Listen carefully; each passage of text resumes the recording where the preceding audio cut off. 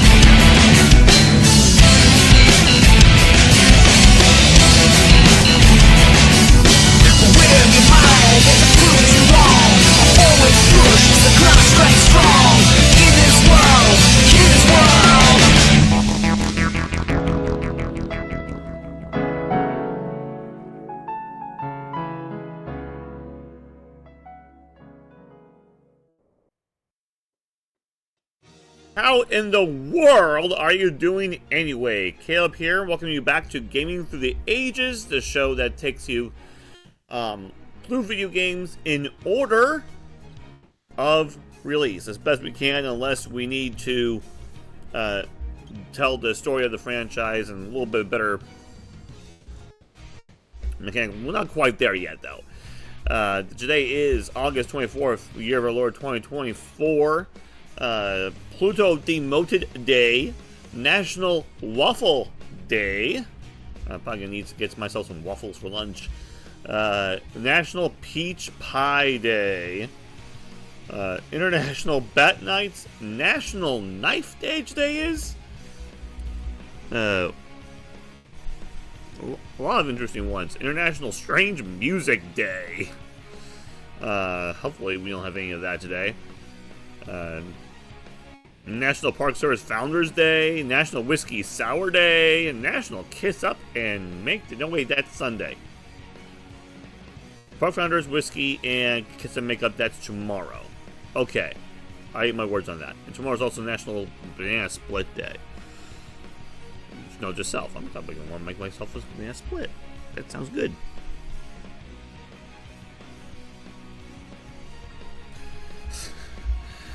And on this day, 34 years ago, Michael Jackson's Moonwalker was released to the Sega Genesis. As it was MotoGP. No, excuse me, that's a Japanese release. Metroid Prime Trilogy turns 15 today. That one is a highly sought after Wii title. Professor Layton and the Diabolical Box turns 15.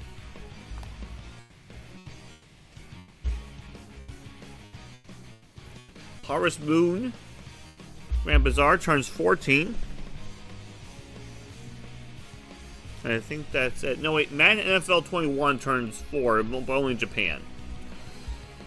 Which is a little bit of a weird... That's a weird one. But yeah. Here we are, and then... But today, for Game of the Ages, we're sticking with the games in 1982.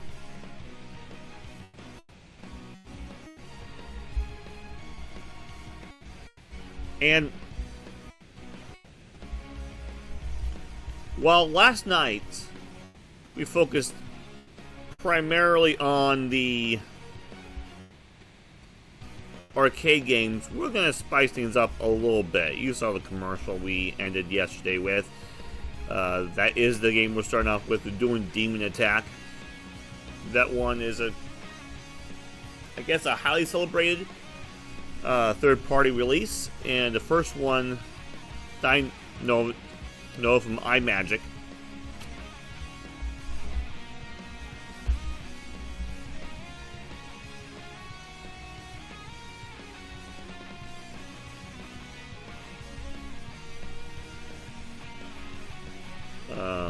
A company that was founded in 1981, but they only lasted 5 years.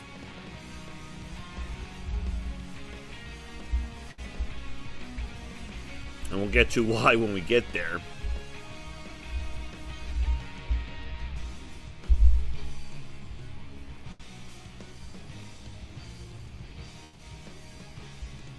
But yeah, their primary thing that they did was create games for the Atari 2600, pretty much. Although they did also release games for Intellivision, ColecoVision, Commodore 64, Odyssey, other related consoles.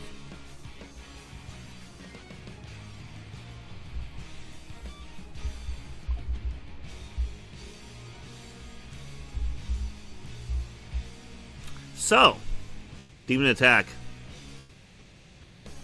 A game created by Rob Fulop.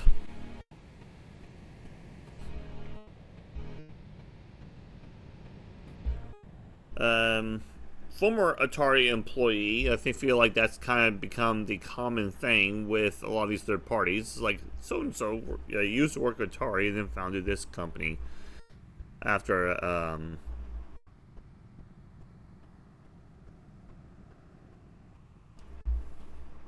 being not so happy about it. TV automatically turned off. There we go.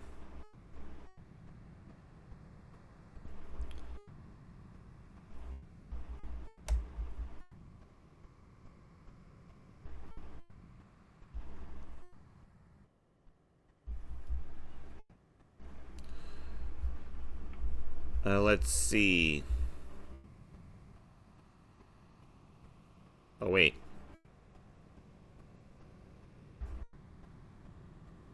Why is the... Okay, I'm not getting a signal, so we may have to... We just got started and we have to throw up this screen.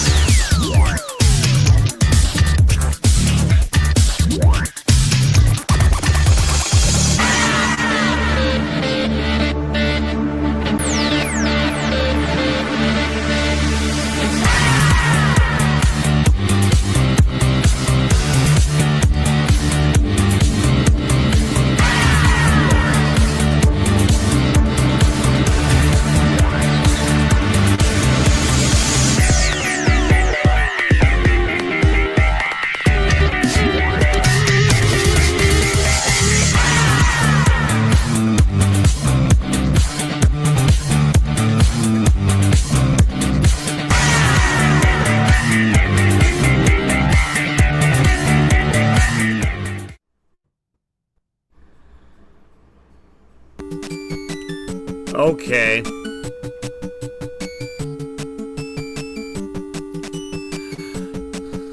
Took a little while, but I got it to work.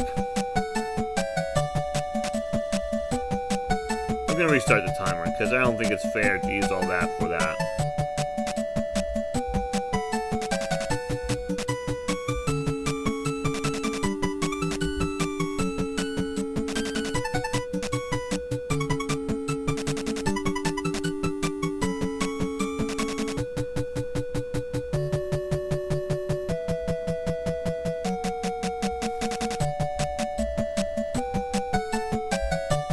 Alright. So we had Rob Fulop.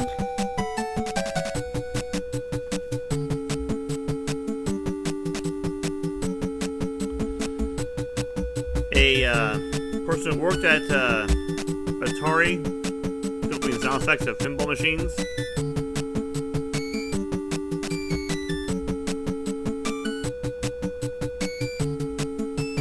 I expected a nice little bonus after Atari had a nice,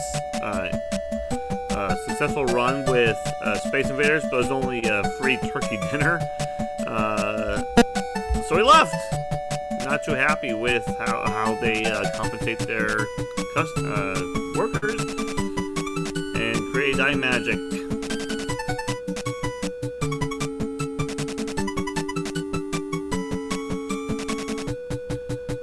So he went on to create Demon Attack, and it took 9 months to make.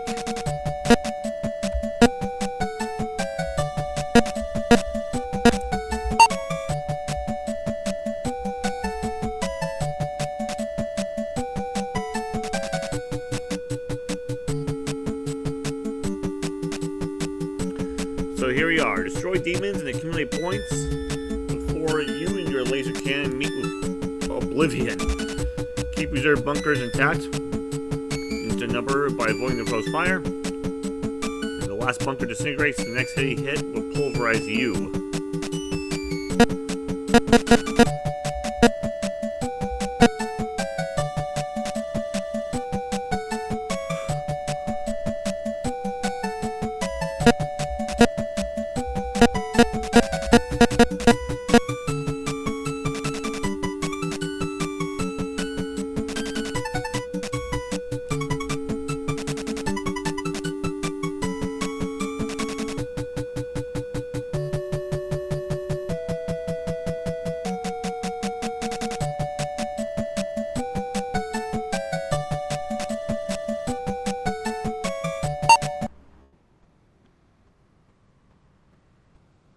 Activision now owns iMagic? Interesting.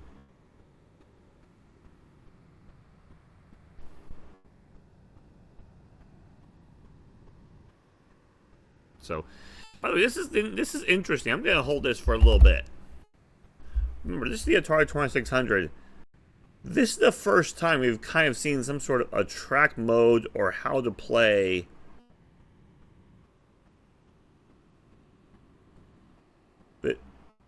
run right when you turn on the game. Usually it's just a blank screen and you see the number, you just press start and you play. It doesn't really show you how to play. You're kind of in the dark if you didn't read the instruction manual. Hopefully you did read the instruction manual. So for the Atari 2600, this is advanced. And I think that's kind of the one thing about playing games in order of release, is that we see these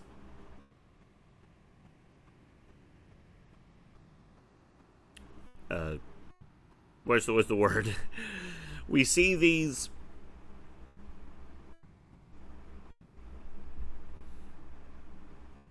advancements happen.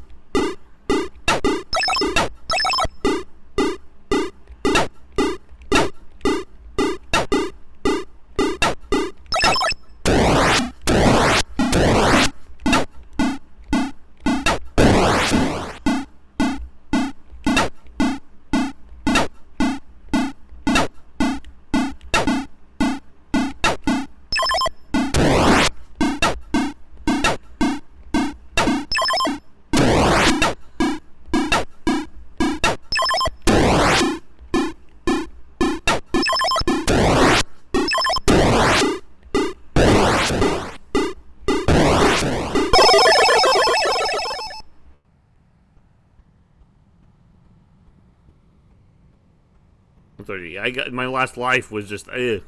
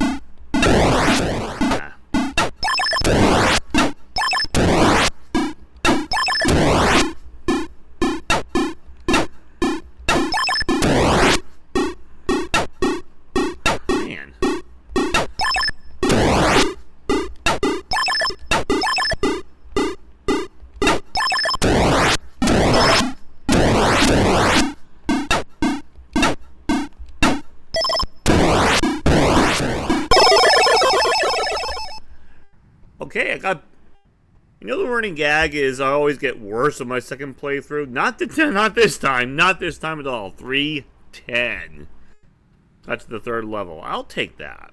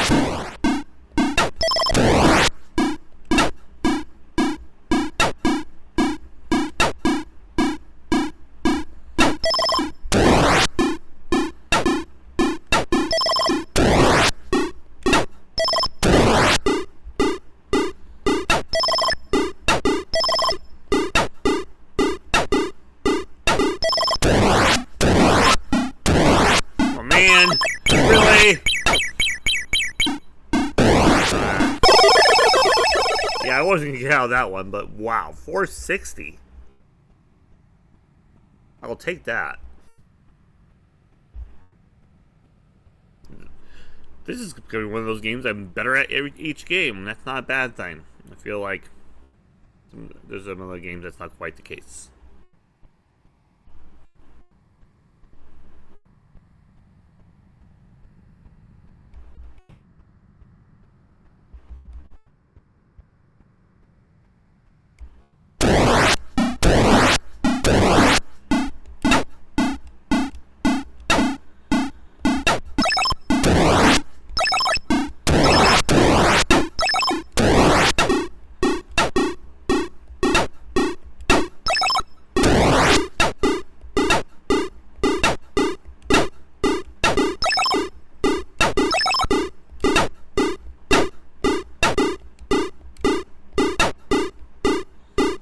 course, it's so invasive.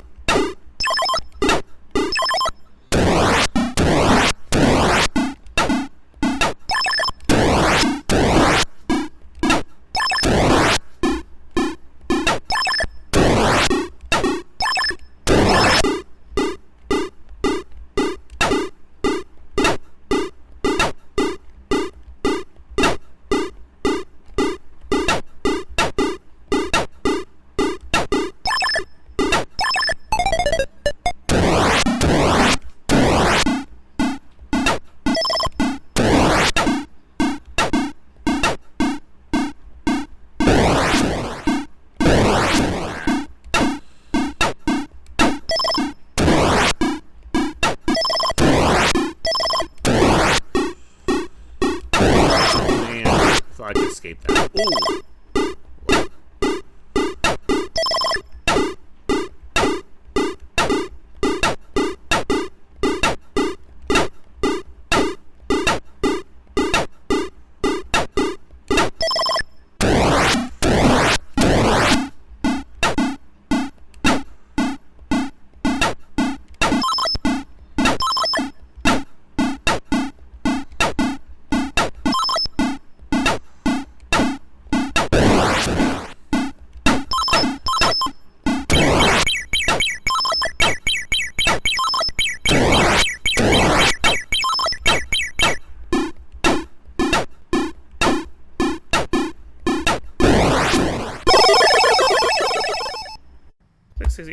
I think it's about the same as last time. A little concerned I may have reached my max. We'll see. Keep going.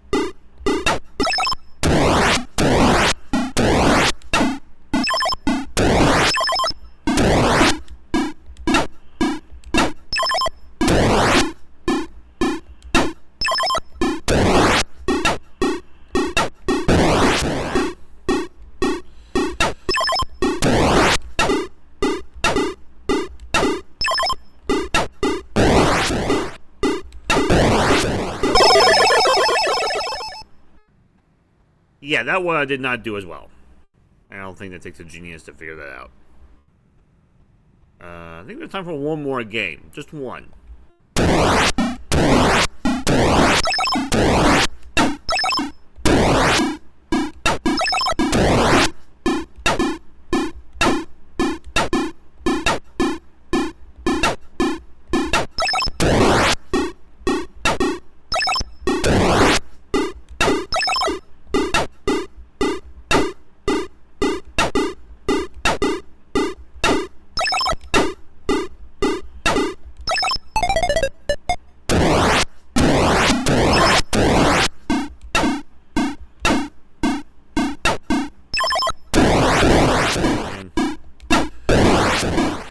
Okay, that's one case where I should have some invincibility frames.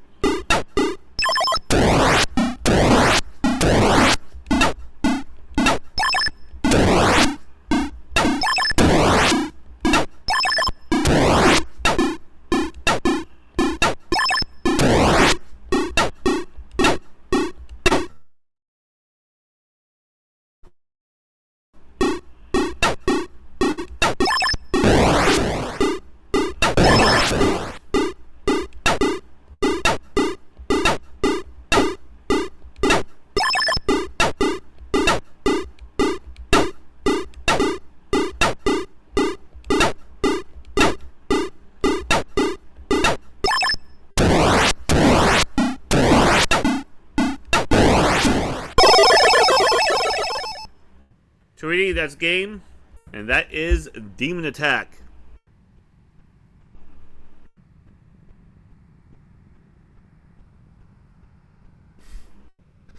But we are not done with the Atari 2600, as we are moving on to an Activision title. Programmed by David Crane. I feel like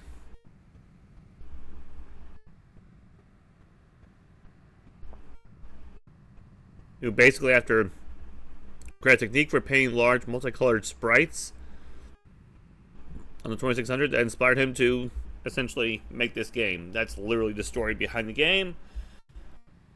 Not much else to talk about. Grand Prix from Activision. And I should probably see if this uses the paddle or the controller.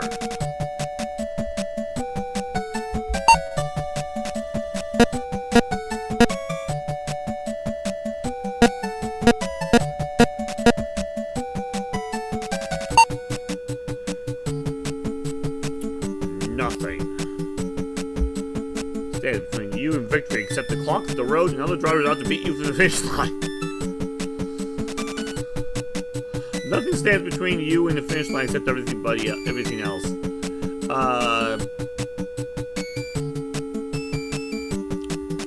There's actually 4 tracks. Game 1 is Watkins Glen. Game 2 is Brands Hatch. Game 3 is Le Mans. And Game 4 is Monaco.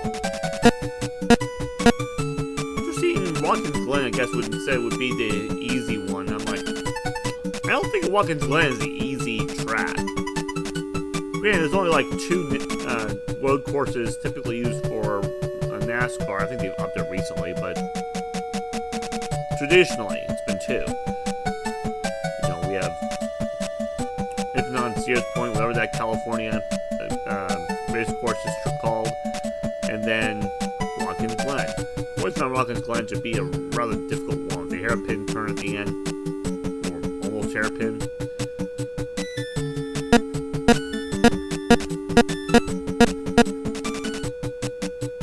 I guess, come to think of it, I think the California one is the same too.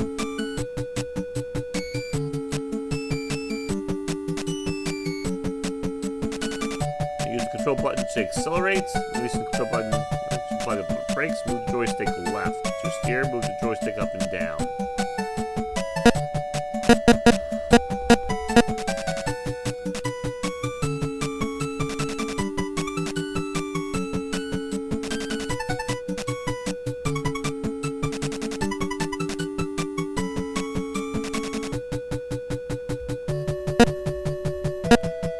Okay. Give me a few moments to get the timing.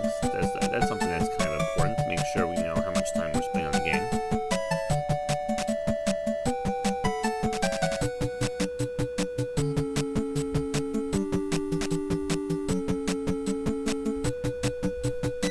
And let's play.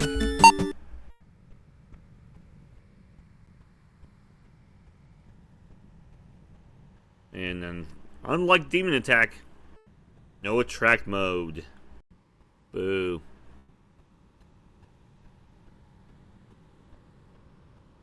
But yeah, let's play.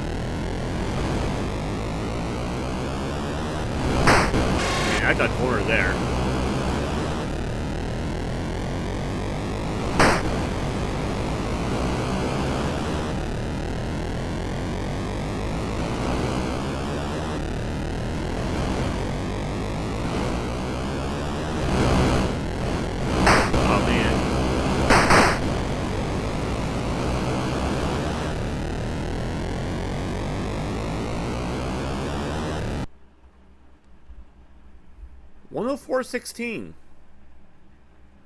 Okay.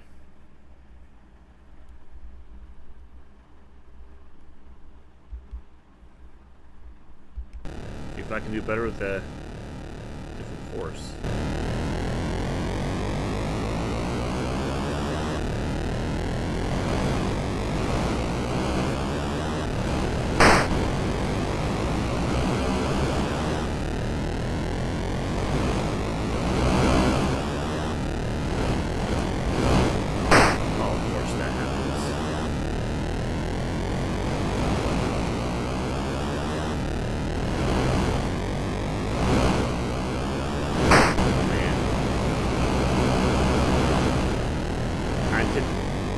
You have to anticipate because it doesn't come. Oh, you don't have enough time to react.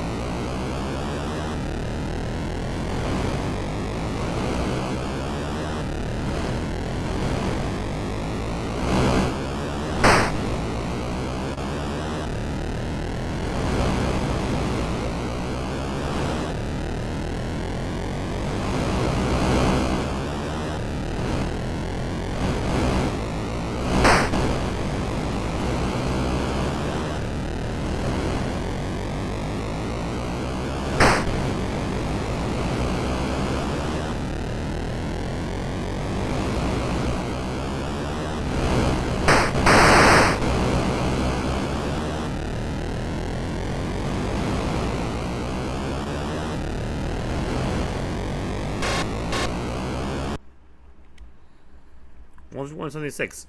I would say that would be better than my last one. I think you have time for one more game.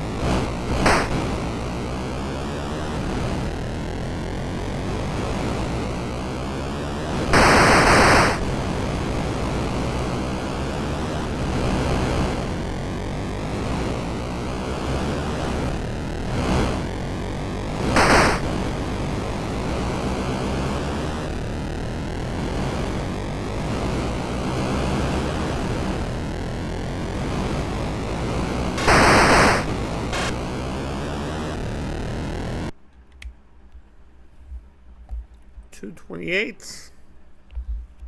Although I got really lucky. in that first part, and they had to just go a straight line and you had to dodge anything. Wow. How does that happen? Alright.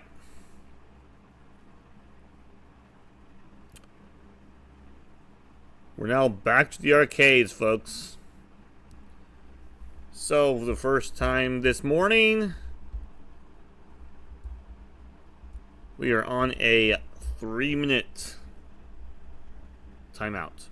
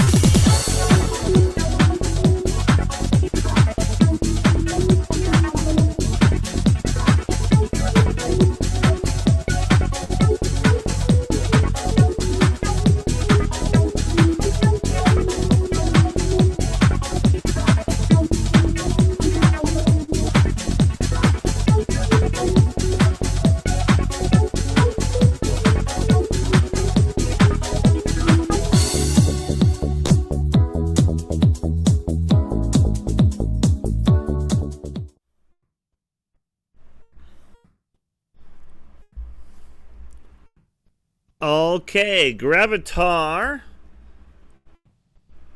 programmed by Dan Hitchens, designed by Mike Hawley, Rich Adam, and Joe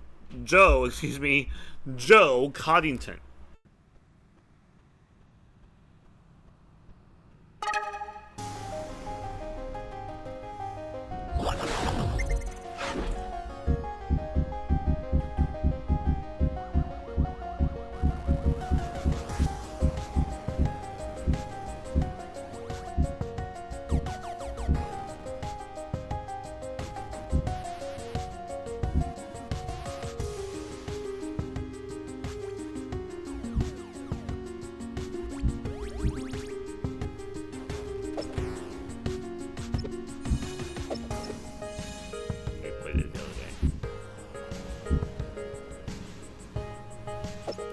Another vector graphics shooting game with controls similar to Asteroids. The big twist of Gravitar, as the name implied, was that players had to fight out the forces of gravity while they carefully made their way around the terrain, eliminating enemies and gently picking up fuel tanks from the surface.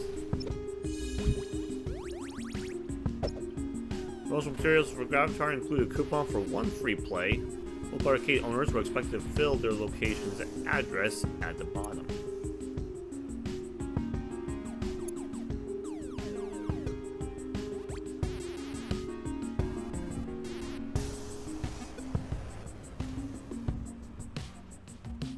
So that's an interesting arcade game. I'm not gonna lie, how that looks.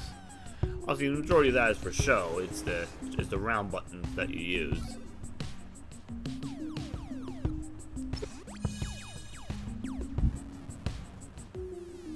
The player's game.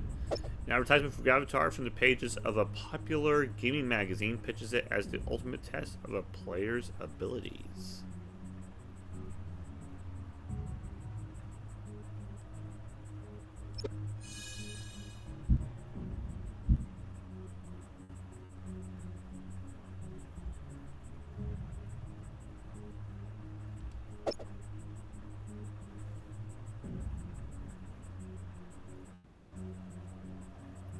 Developers Mike Hawley and Rich Adams say the game is so hard they have never completed their own game without cheating.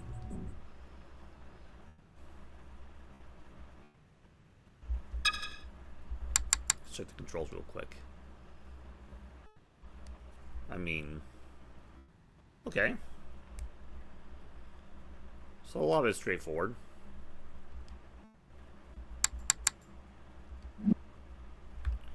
Let's take a look at the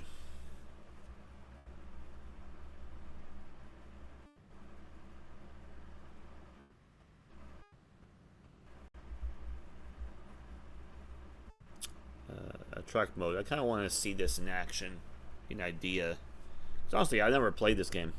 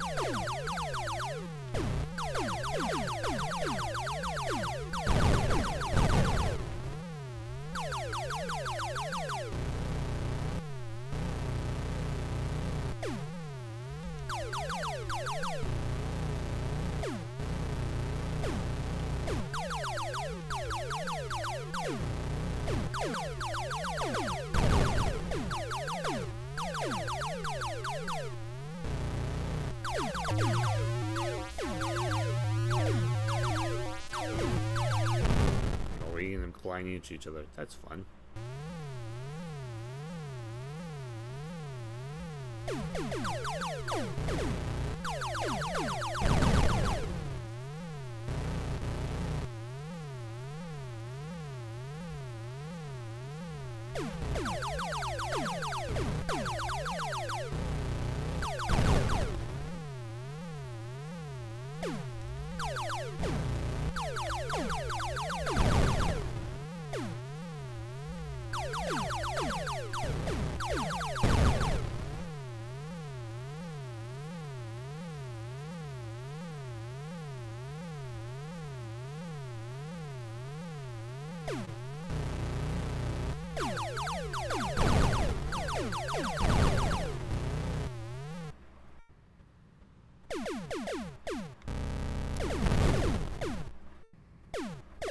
That was dumb. I just went straight full blown. I was in suicide mode. Okay. Could have been better.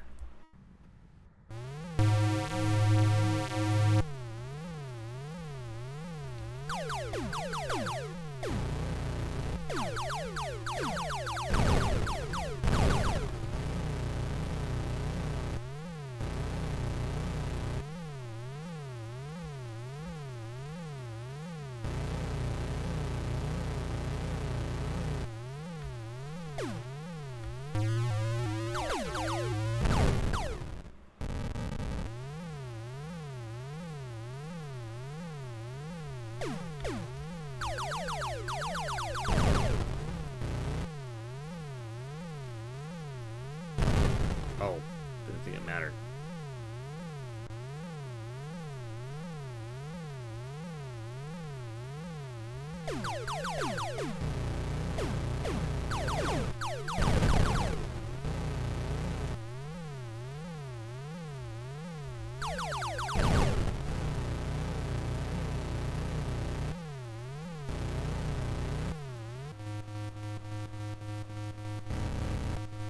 Oh, I did it again.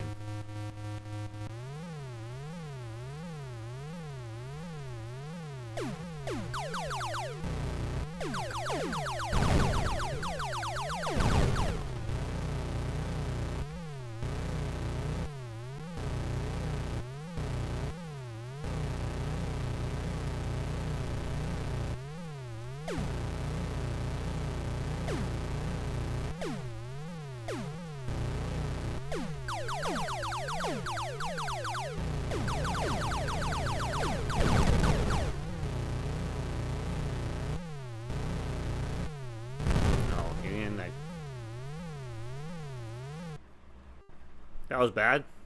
Really bad. Bad.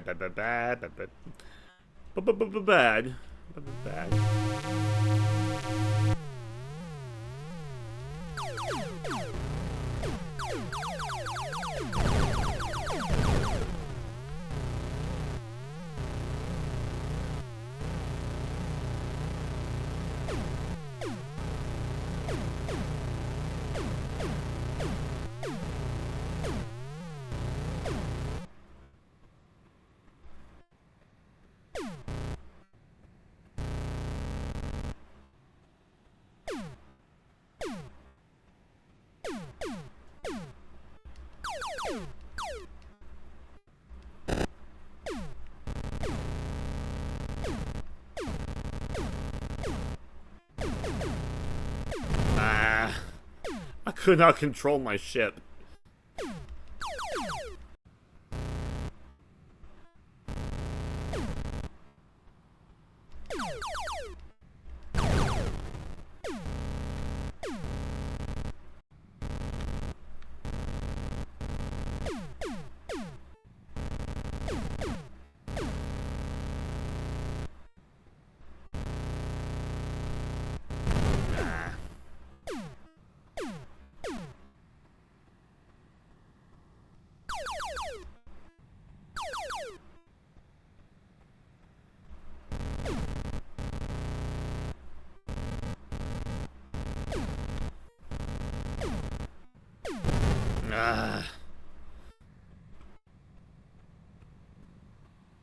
I feel like the thrusters are overpowered.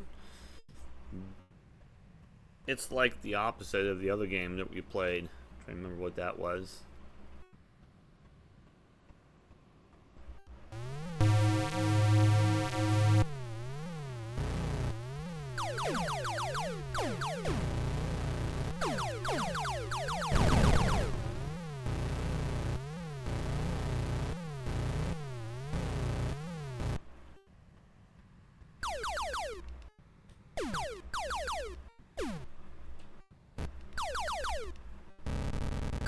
Man, I was trying to slow down.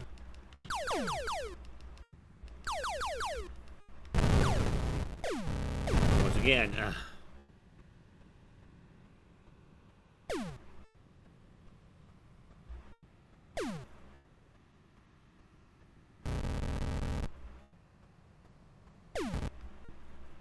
touchy. It's really touchy. I think it's too touchy.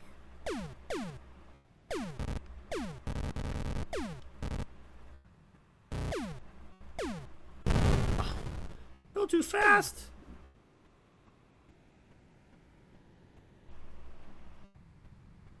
What am I doing wrong here?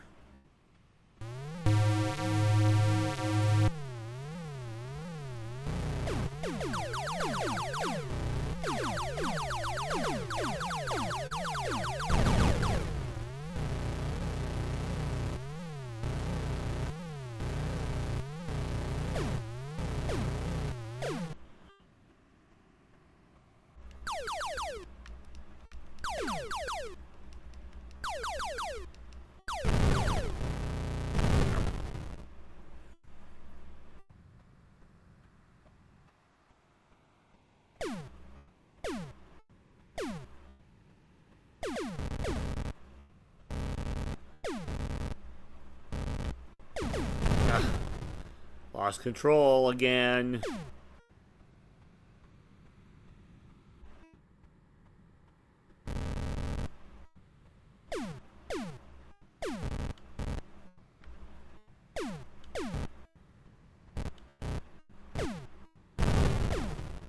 Still?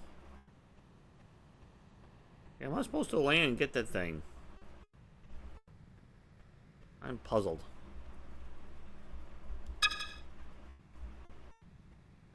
Go dipstitch settings. It's already on easy. That's easy.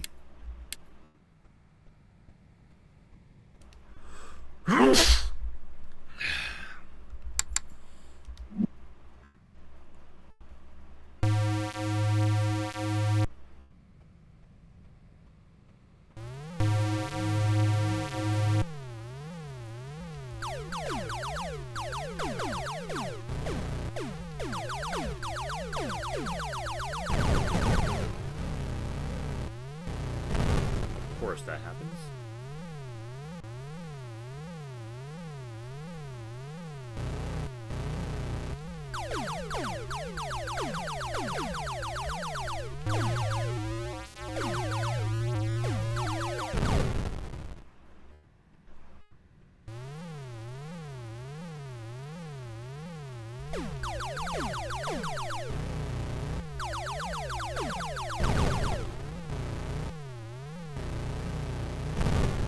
Straight time.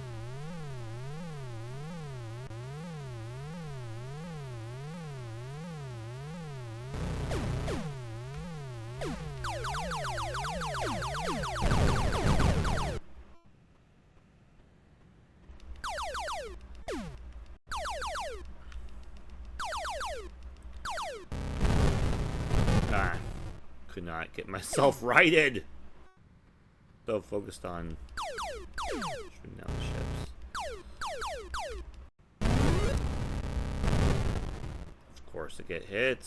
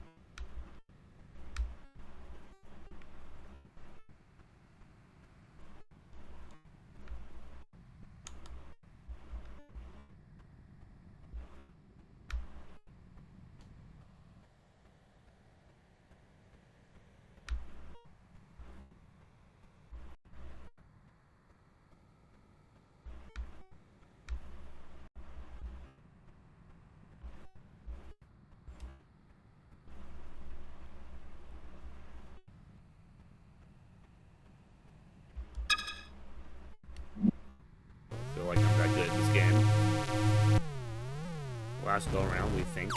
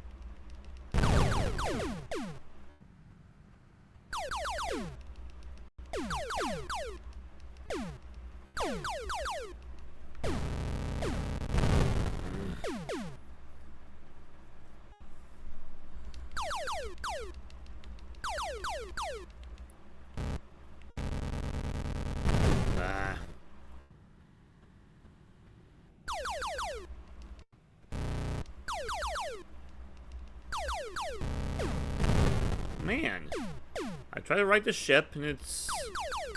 Man, just, I don't know, it's, the control is a little...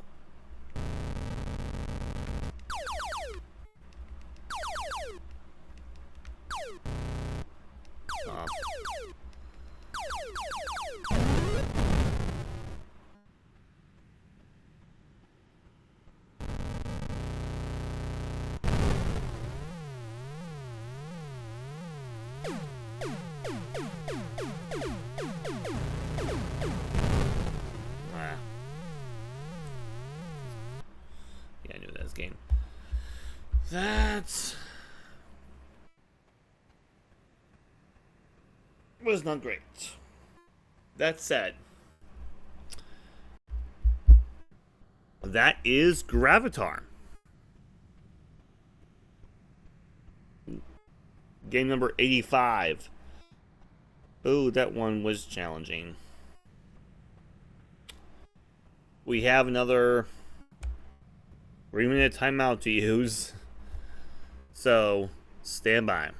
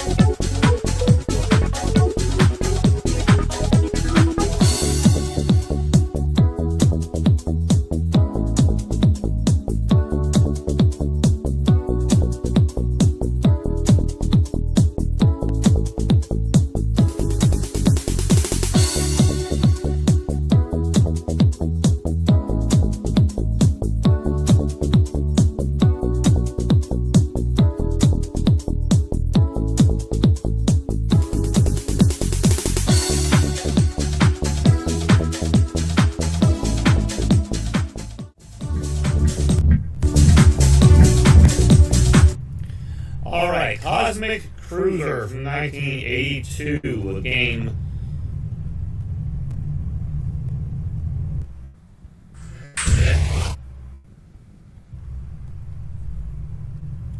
made by Rich Clark.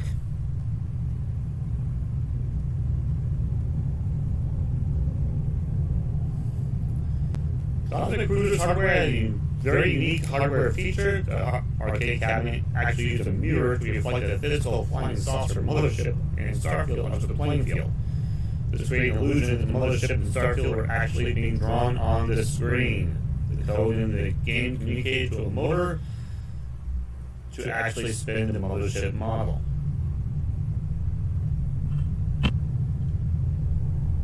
There you go, you kind of see it. Oh, funny enough, you see on the left side of your screen right now, but this is the Kozmik Kroozr. And yes, we went over the place, already. We've used the Atari 2600 controller, we've used the X91 controller. Now we're using this slightly off-brand Hori pad for the GameCube. It is what it is.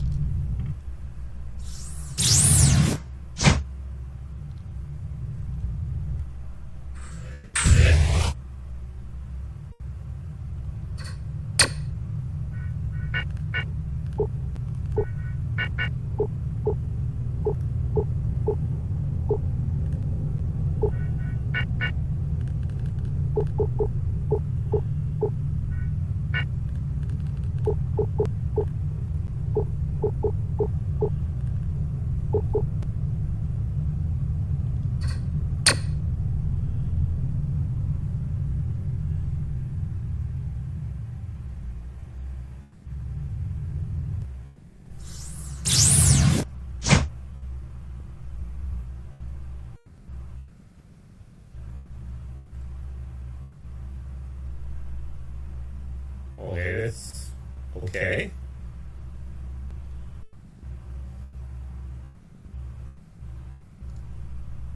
Not bad.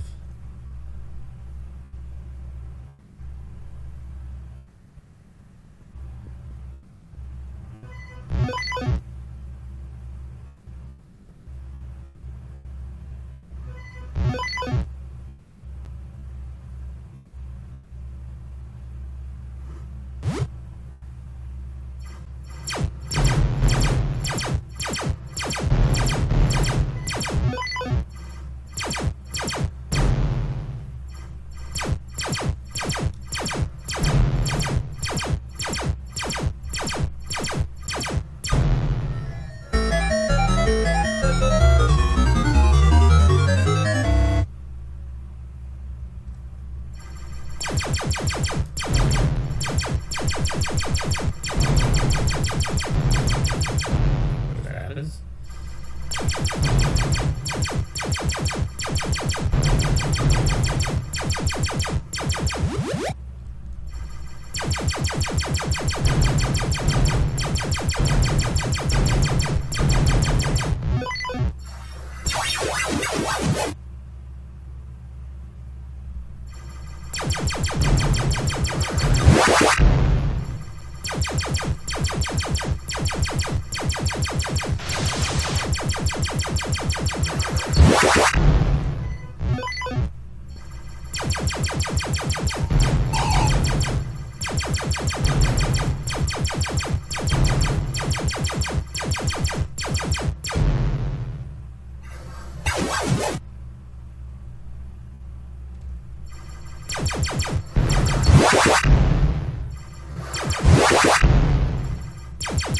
Oh man, but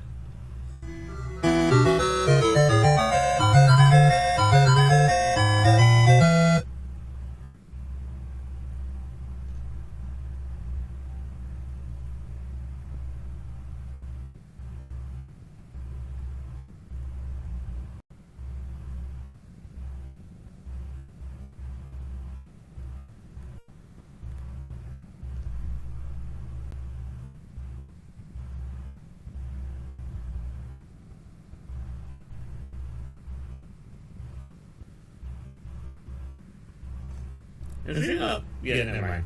I'm just gonna keep my mouth shut. Yeah, interesting enough, that's already all we have time for this one. Kozmik Kroozr. One game, but I think you get the gist of the game. I'm not gonna lie, the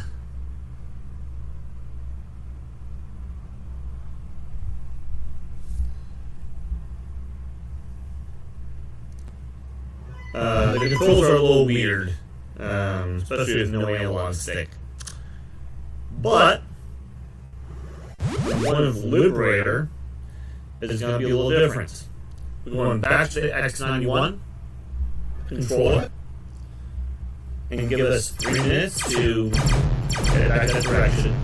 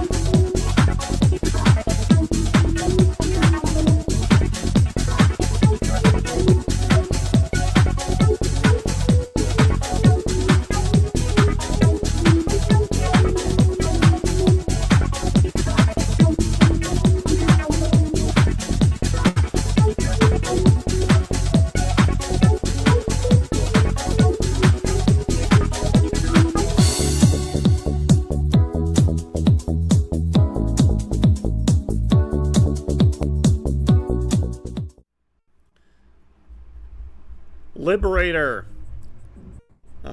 Also from 1982. All the games we're playing today, by the way, are games from 1982, but we don't know the exact date. We may know the month, but we know we don't know the date. And I could not find the dates when I did my research.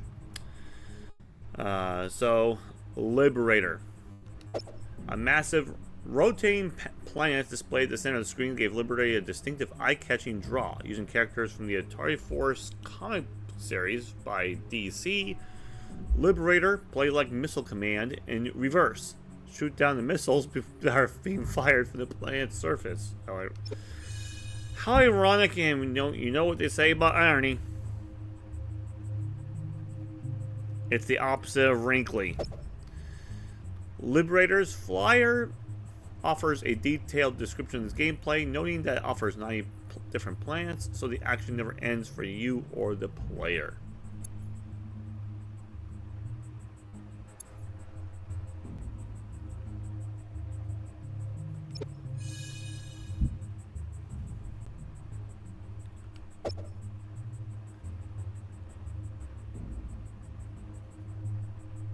So, fewer than 1,000 cabinets were produced, so this is a rare title.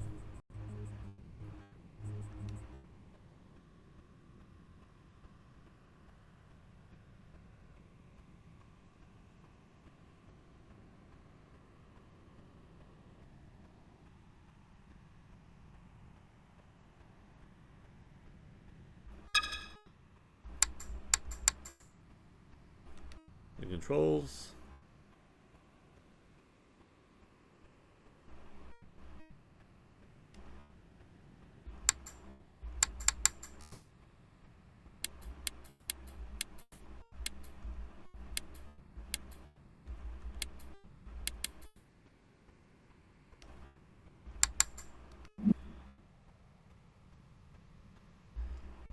Let's take a look at how to play.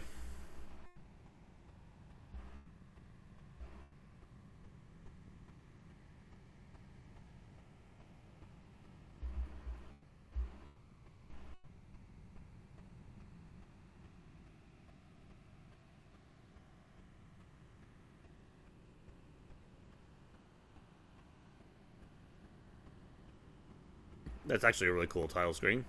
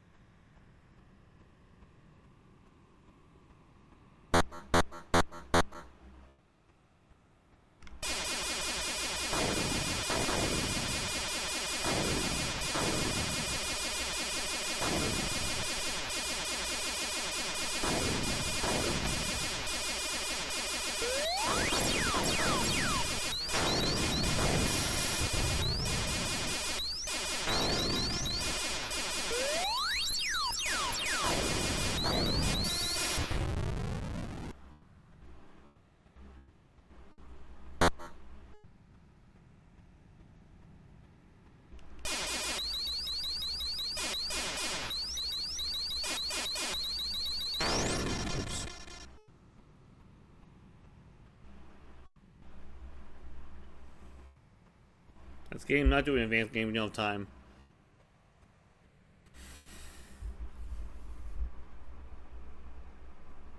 Well, that is the rare Liberator.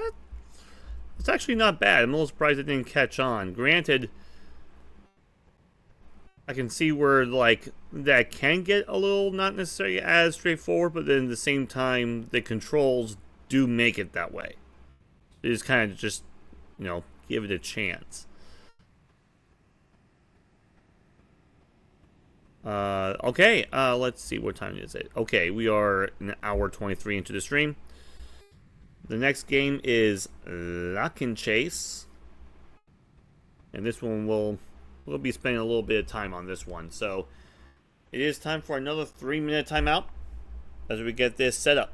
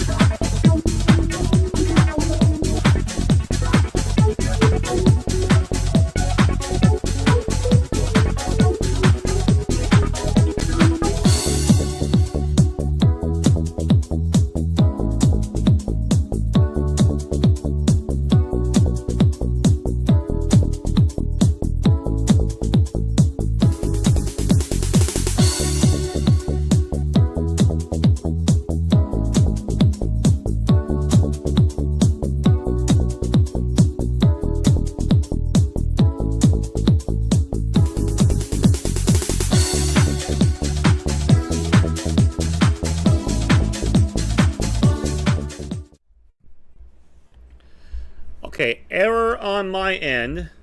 I forgot to get into... Jimmy Lindito's thoughts about some of the games we played earlier, as well as the game we're about to play, Walk and Chase. So let's get into those before we move on. First off, we played Demon Attack to start off today's stream, so let's see what he said about that. At first glance, the visual striking Demon Attack looks kind of like a copy of the arcade game Phoenix, at least without the mothership screen. But the game comes into its own the more you play it. You're stuck on the planet Crybot. Bird-like demons dart around and shoot clusters of lasers down toward you at the bottom of the screen. The goal is to shoot the demons all out of the sky, wave after wave. The playfield is mostly black with a gray and blue surface of the planet along the bottom of the screen.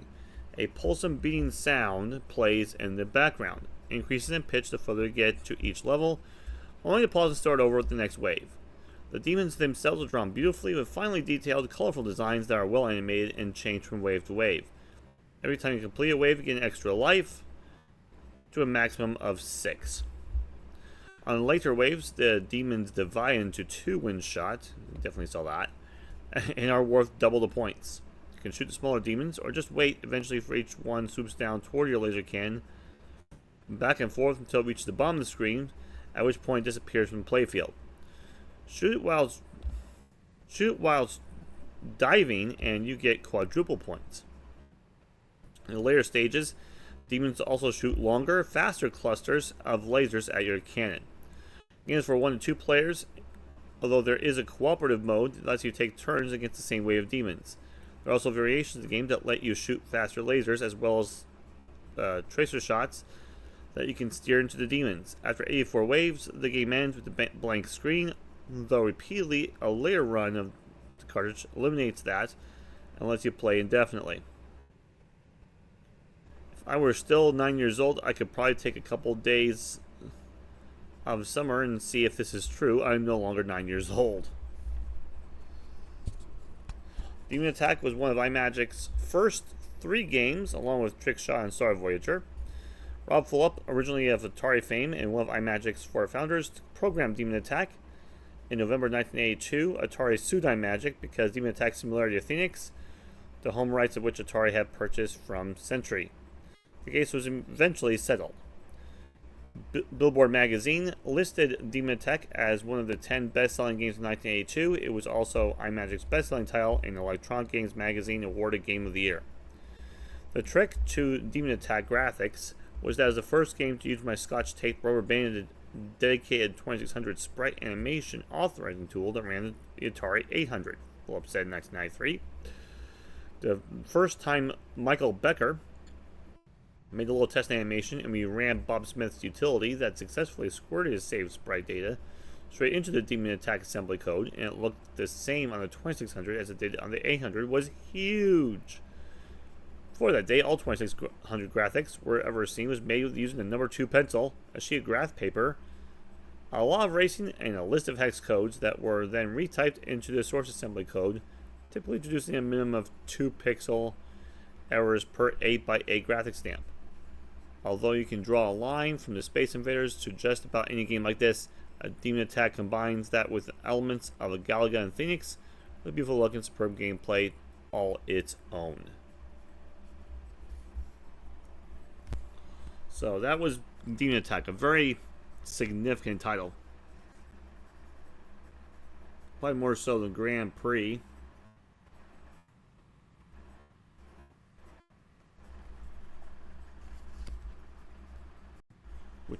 There's also some words about that one.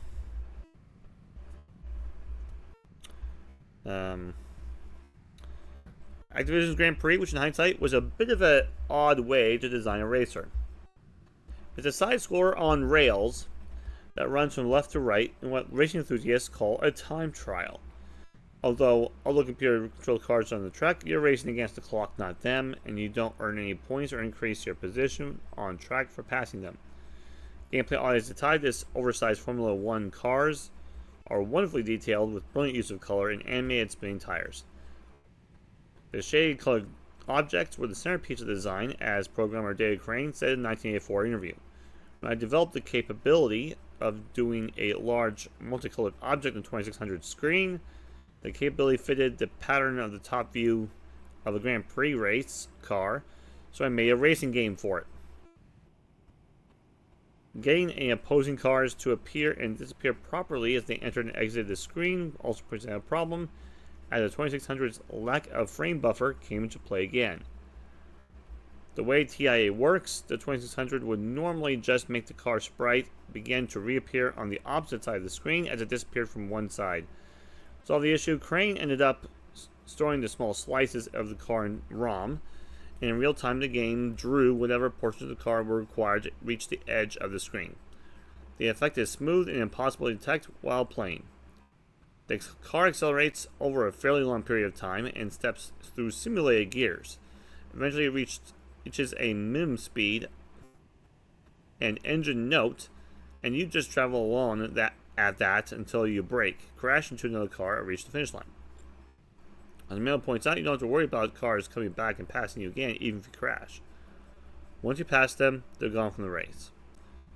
4 game variations Grand Prix, named after famous courses that resonate with racing fans: Watkins Glen, Brands Hatch, Le Mans, and Monaco.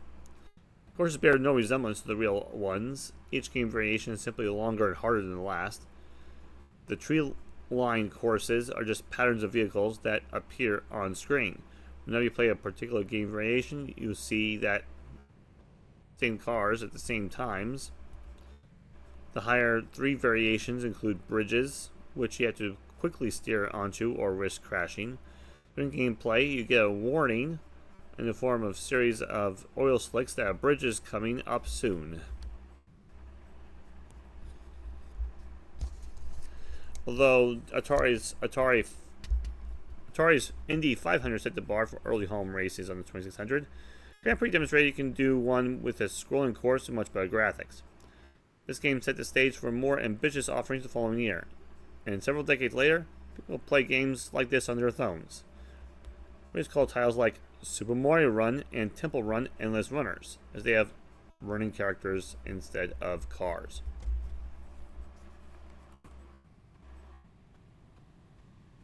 And there you go. Oh, I just remembered. Lock and Chase. We gotta look that up. See if there's any information. There might not be. We're about to play Lock and Chase. Lock and Chase, Lock and Chase, Lock and Chase, Lock and Chase. No, there's no information about Lock and Chase. So we're just gonna dive in.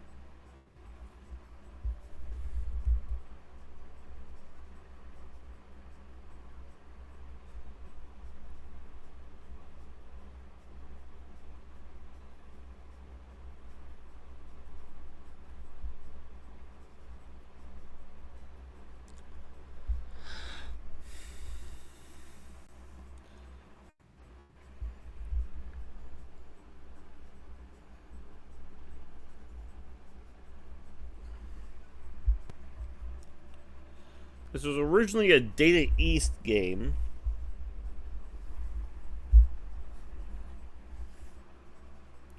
Okay. Let's see if I... Hold on, I just realized I gotta fix this so we can actually get the timer going and we can actually play.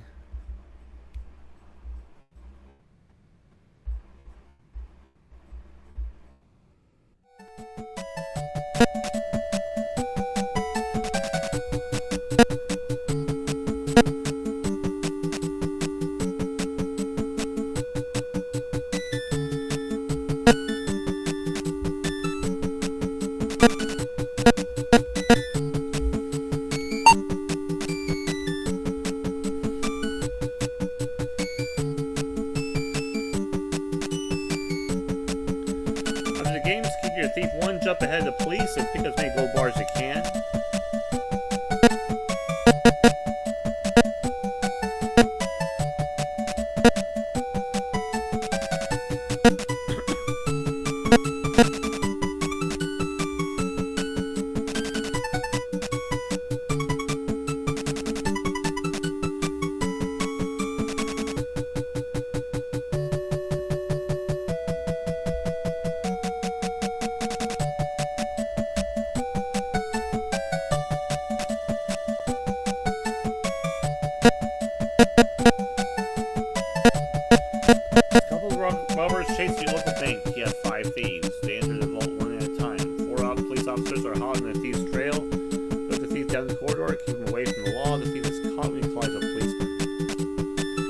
the gold bars and runs. When all the gold bars are gone, the vault red door opens, you can escape the top of the screen.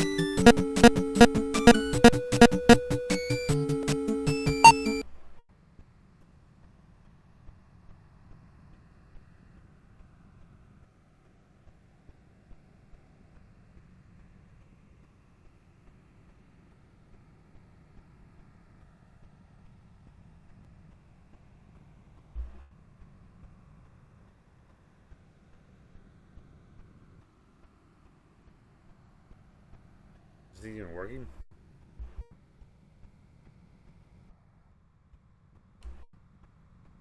There we go.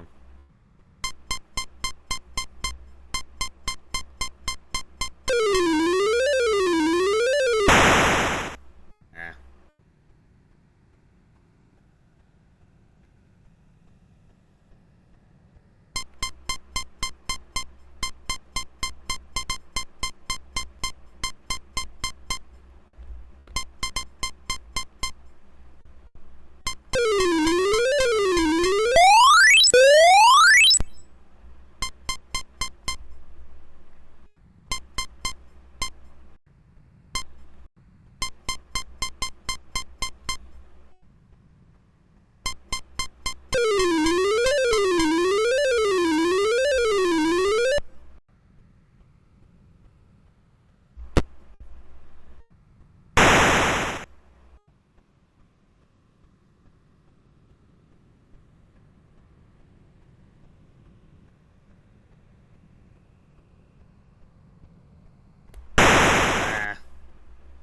That was pointless.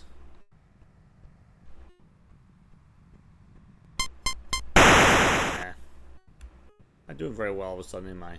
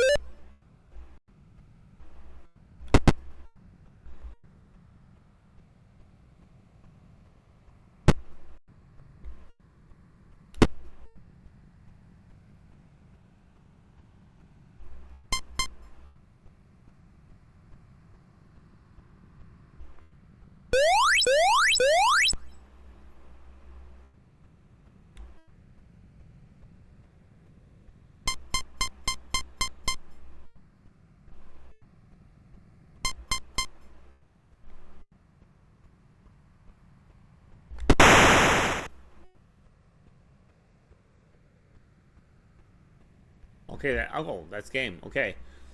2780. See if I can do better.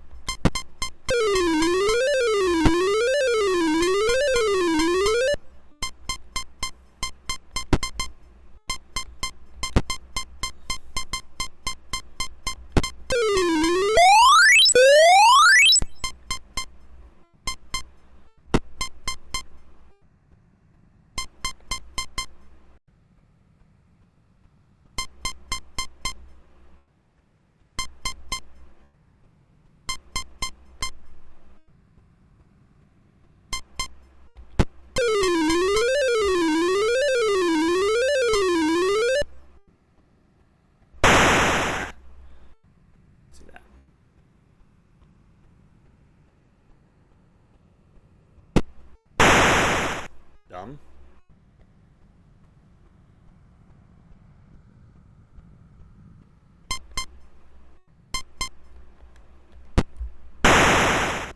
Didn't turn when I wanted to.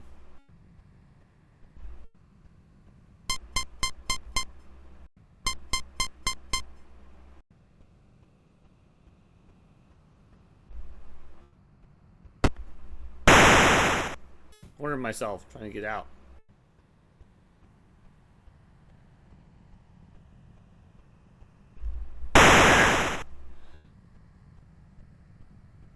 Oh, that's game. Oh my gosh, that's bad. That's really bad. Once again, ladies and gentlemen, I did worse with my second attempt than my first. Anyone surprised? Let's see if I can do better.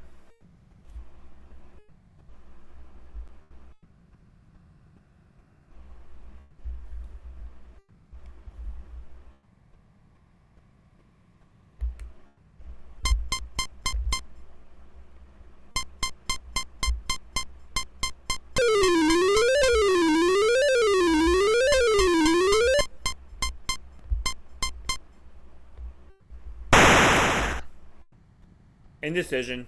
That was indecision.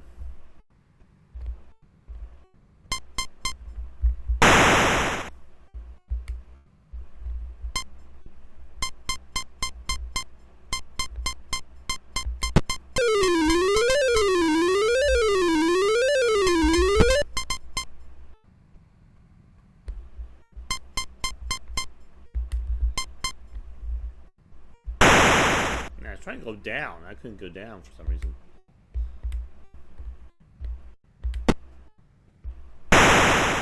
I tried to go left. I couldn't go.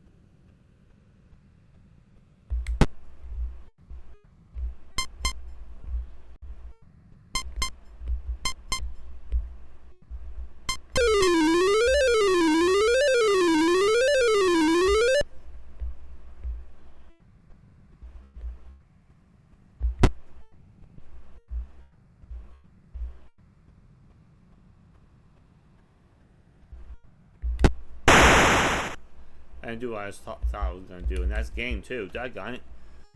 Okay. Yeah, I'm not going to lie. I did not finish that one well.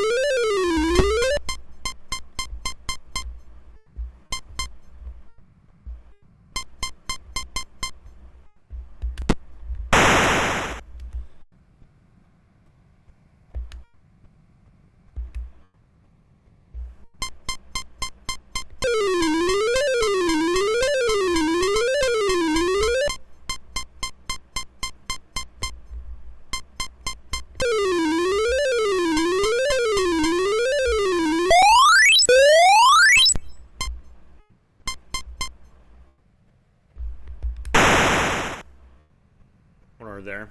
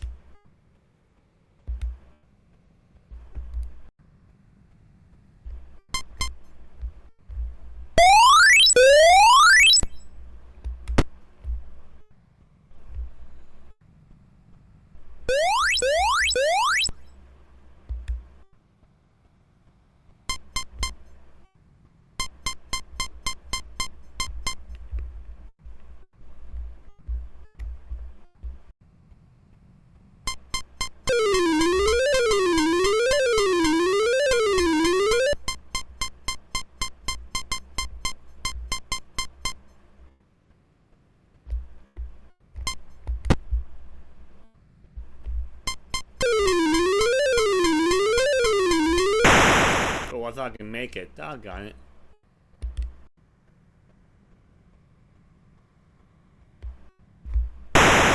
Oh, that's game 2. 6360 is my final. That wasn't bad. I'm not gonna lie. That was not bad.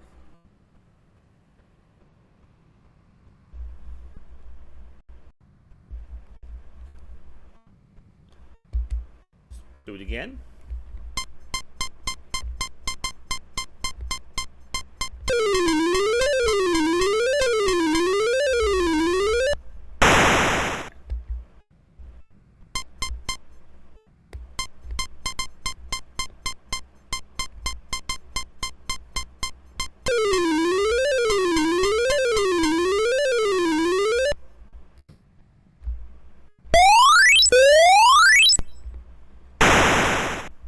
Trying to go down, not left.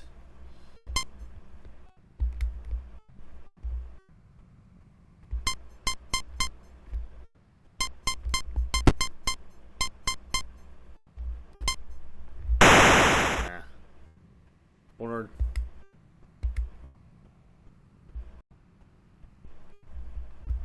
Cornered again.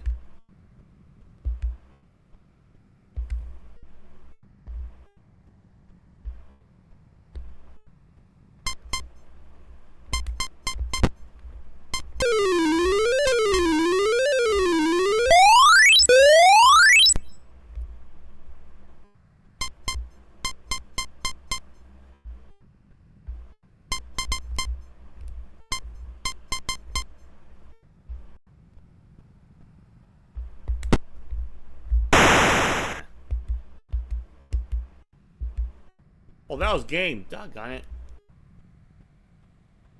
I feel like how well I'm doing is a little varied. Some good, some not so good. Alright, try again. Lock and chase.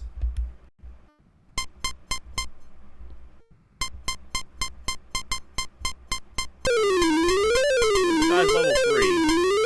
3,300 some.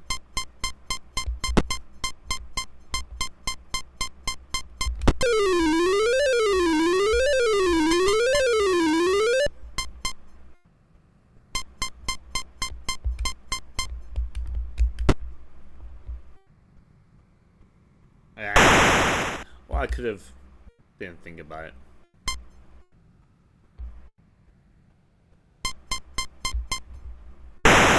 That was dumb. I'm not doing what I want to do.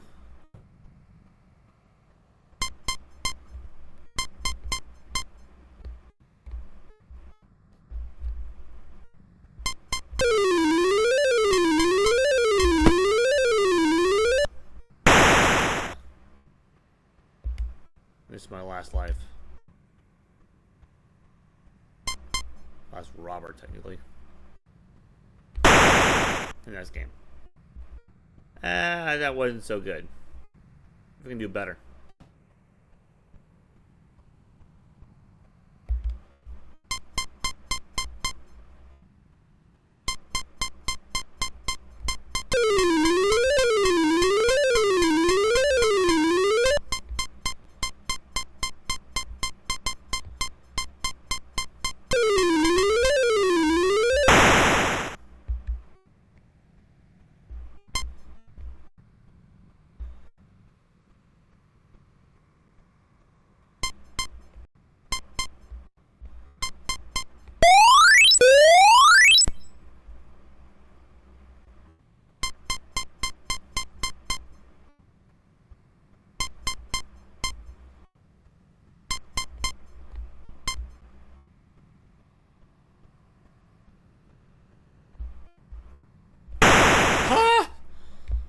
That was unlucky.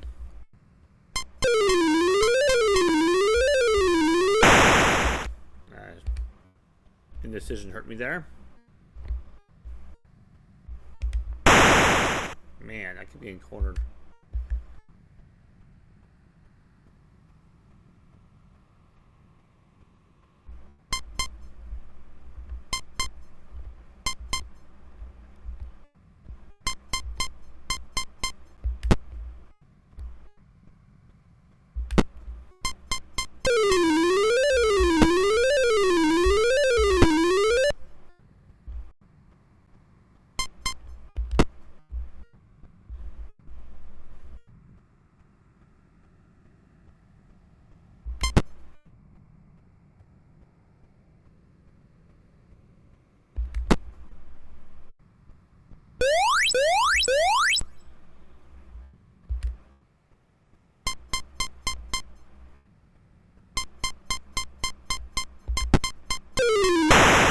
Oh, I thought I could get it out of there in that game.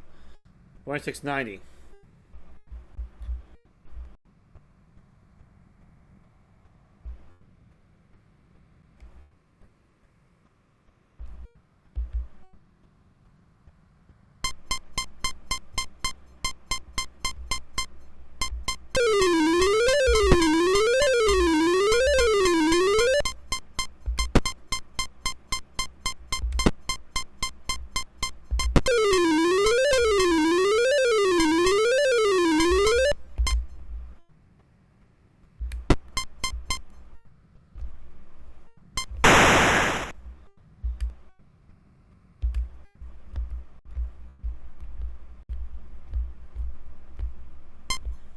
Oh, that for that.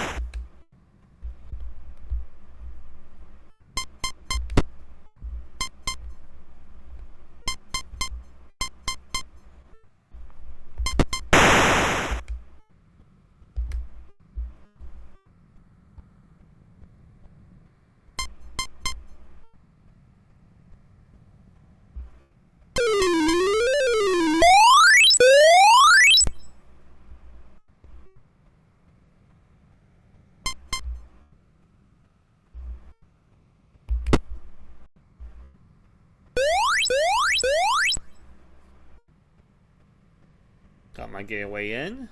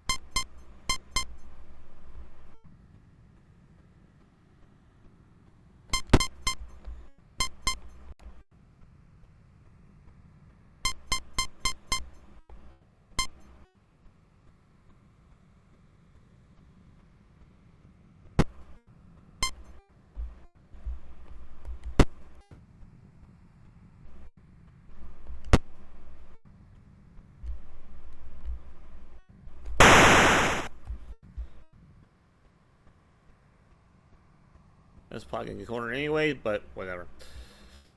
50-20, not my best score, but it is close to my best score. I'll take it. Not that much of a choice. Start over.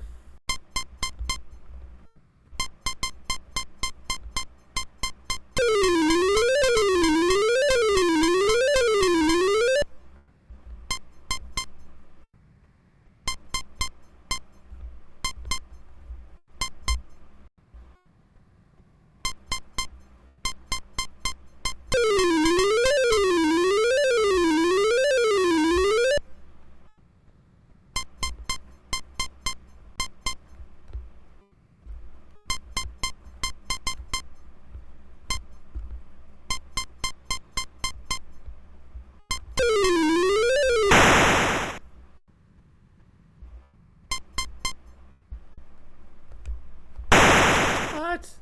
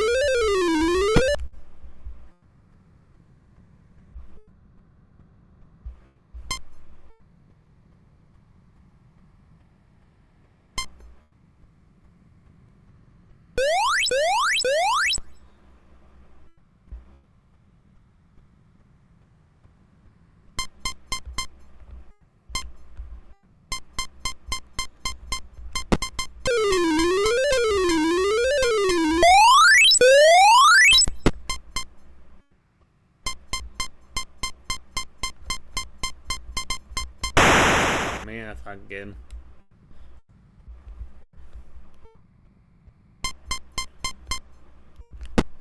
And that was not the door I was trying to shut. Doggone it. And that's game 2, 35-20. I can probably do better than that.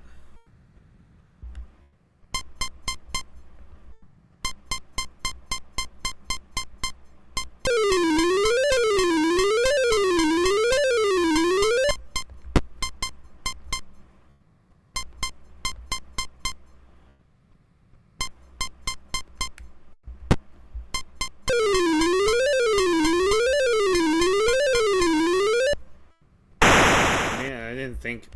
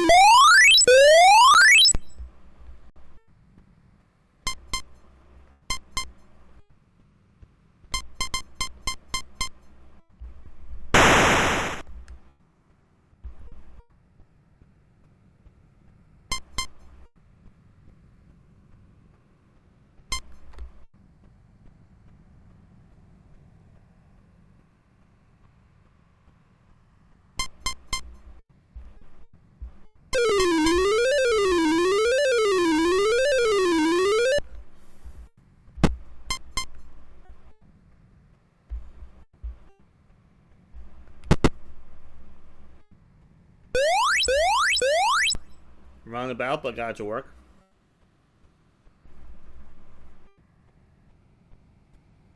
Oh yeah, BG Shadow Games, thank you so much. Yes, that's what we're hoping to do. We're trying to, as I said at the very beginning, we're playing games in order of release. So we're hoping to kind of not just drive up the interest, but also show how things have progressed with the art, the gameplay, pretty much everything.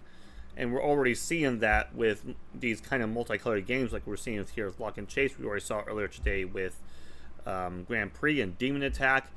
Those games are definitely more advanced on the same hardware as we saw as even the launch lineup for the Atari 2600, like Video Olympics and Combat and some of the others that were fairly basic games. Even these are fairly basic, but what they were able to accomplish is not so basic.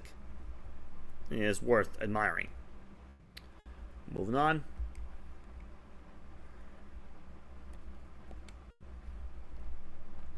If I can actually press start.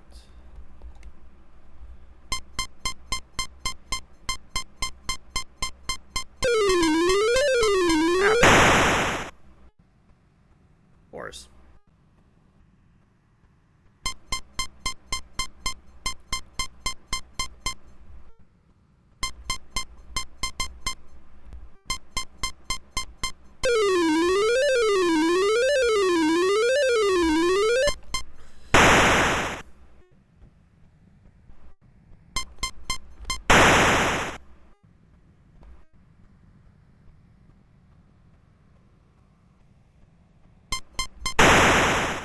Okay, I'm doing really bad. I was doing very good, now I'm doing very bad. I feel like...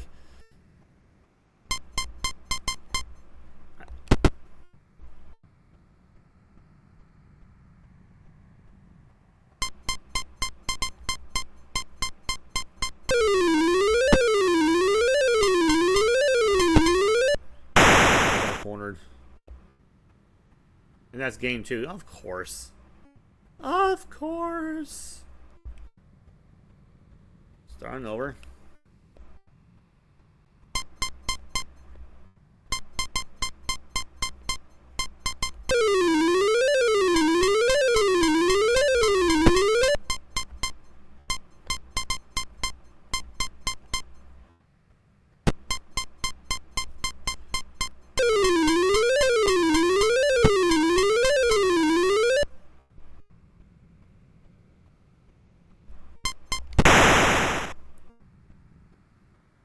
was not the door I thought I was going to shut. That was the problem.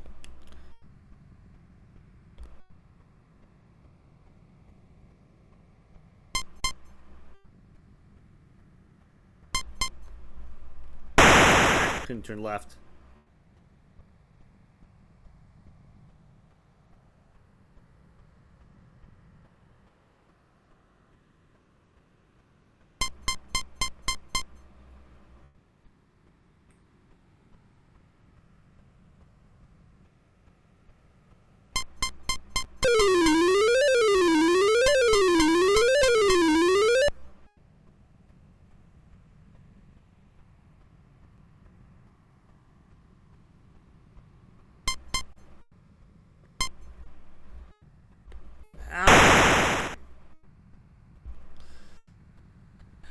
Peanut brittle.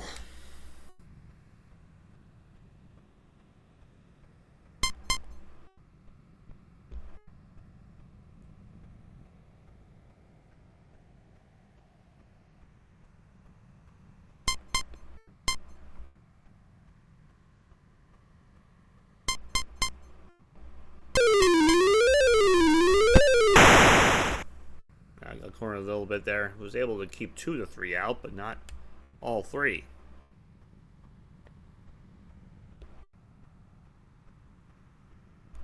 That was dumb. And that's game.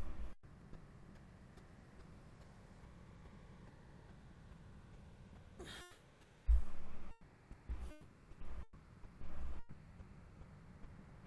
much time do we have left? We have 7.5 minutes.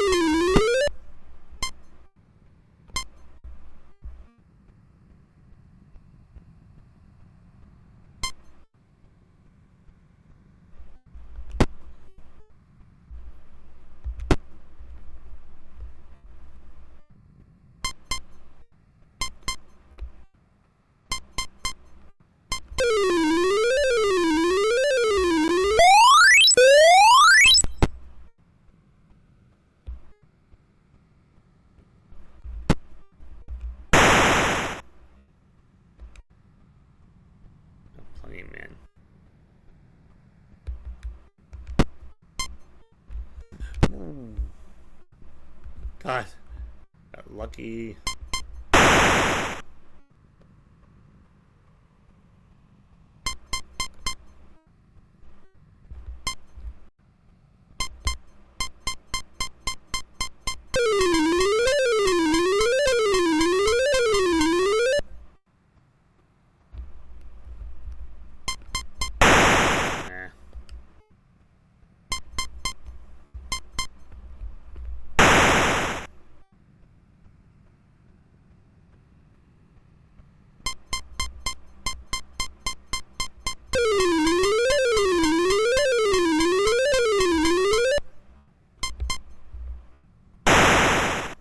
Again, that's game.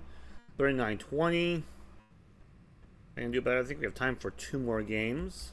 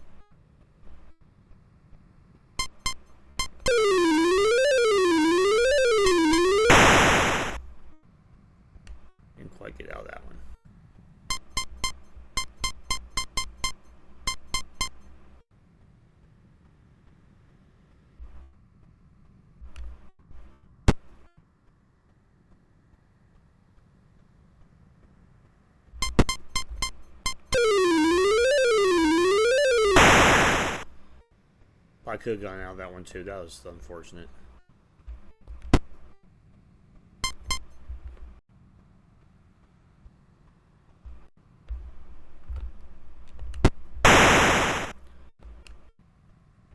That could have been prevented easily.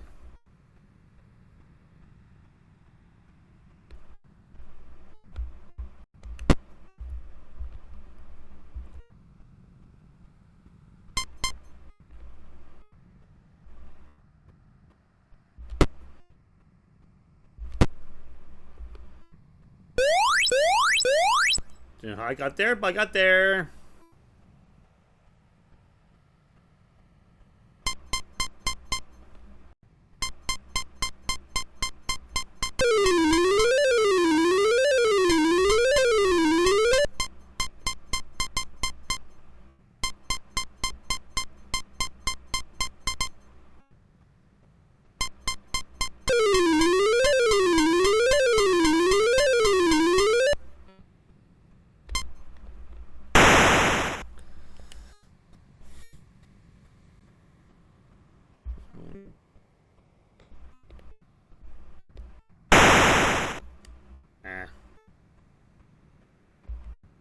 Like I said, we have time for one more game.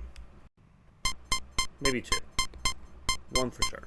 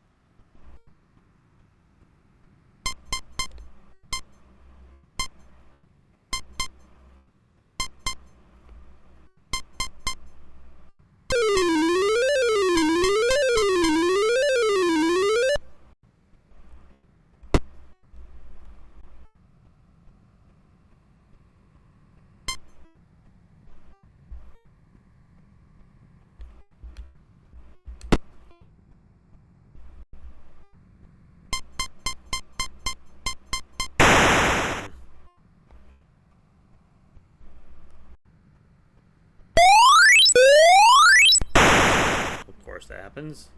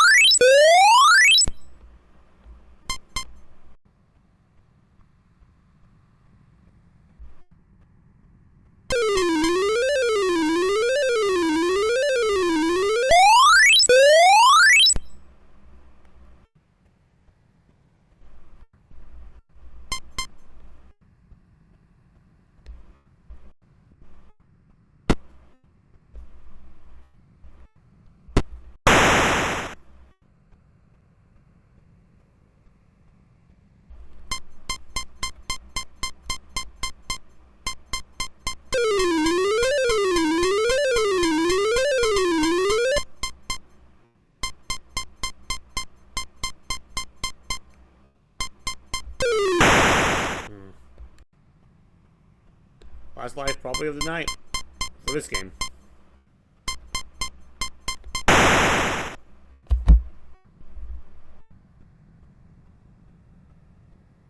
That was bad. That was like probably the definition of bad.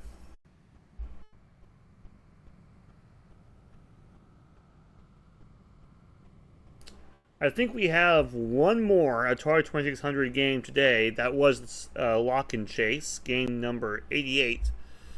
But we're going to go all the way back to game number 56 in additional time. I hope you're not tired of Missile Command, because we're doing Missile Command again. But this time, it'll be a Atari 5200 version. I don't know if I have a lot of new information regarding the 5200 version. We just know this was in 82. So, yeah, give us 3 minutes to set things up.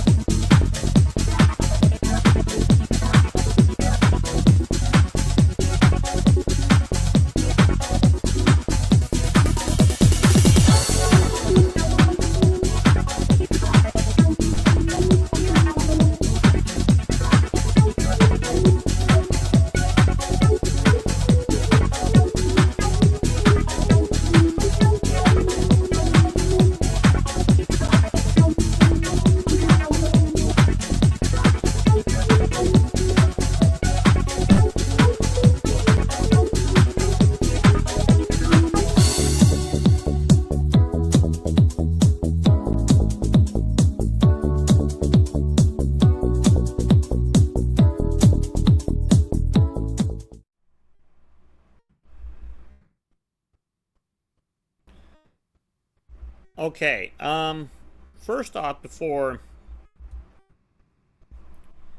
we go into the Atari 5200, I do want to do one more thing, the 2600, about programming the Atari 2600. Here is a video from the anniversary celebration.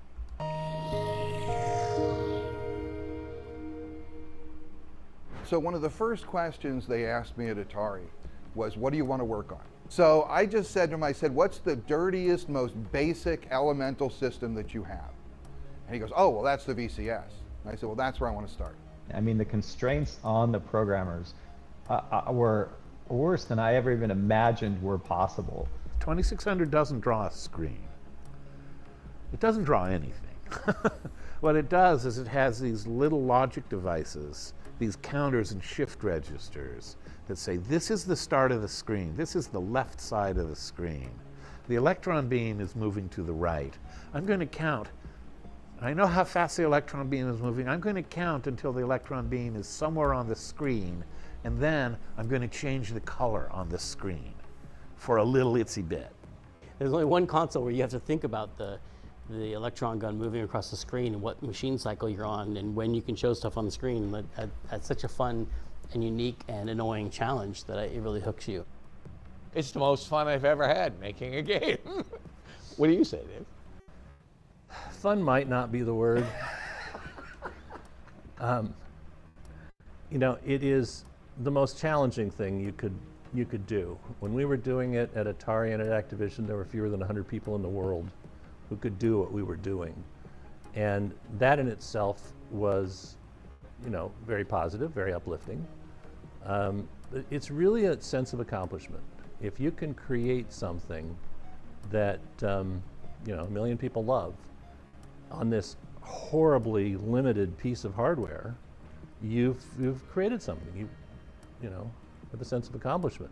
And there are very few things more technical challenging than trying to get a game out of the VCS in the first place, because the VCS is a very technically limited machine. It sounds like a fabulous thing, and when it first came out, it was, because people had never seen anything like it. I don't know if other people are as rewarded by it, but you're overcoming tremendous challenges. There's nothing that's easy to do on the 2600. And you're winning, right? I love winning. And the other thing that's fun about playing them still is that they're all 60 frames a second.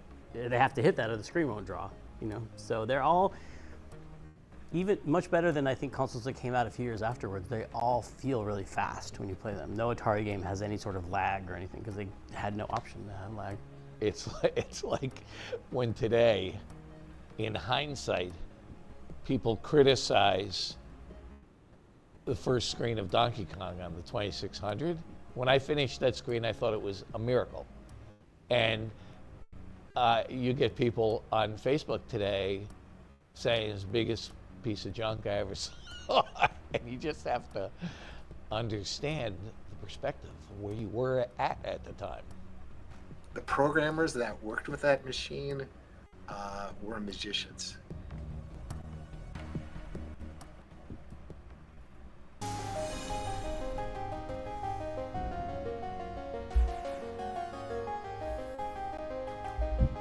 Okay, so this is the inside the VCS or the 2600 circuit board is a very simple computer.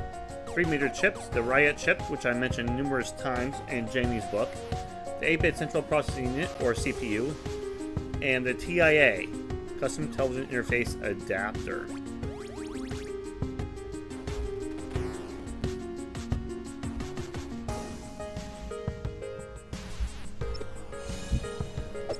TIA was the secret sauce of the VCS, making it unique among other video game systems of the time. Instead of drawing the entire screen at once, it drew graphics on the TV line by line. It was a cost-saving measure, but allowed clever programmers to pull off incredible tricks.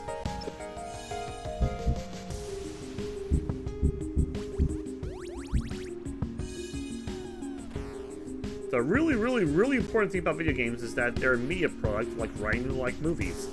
But they're dynamic and interactive. This is the first time that such a thing is possible. It's actually a historical event. A quote from Todd Fray, designer of Sword Quest Fireworld, we'll get to later on.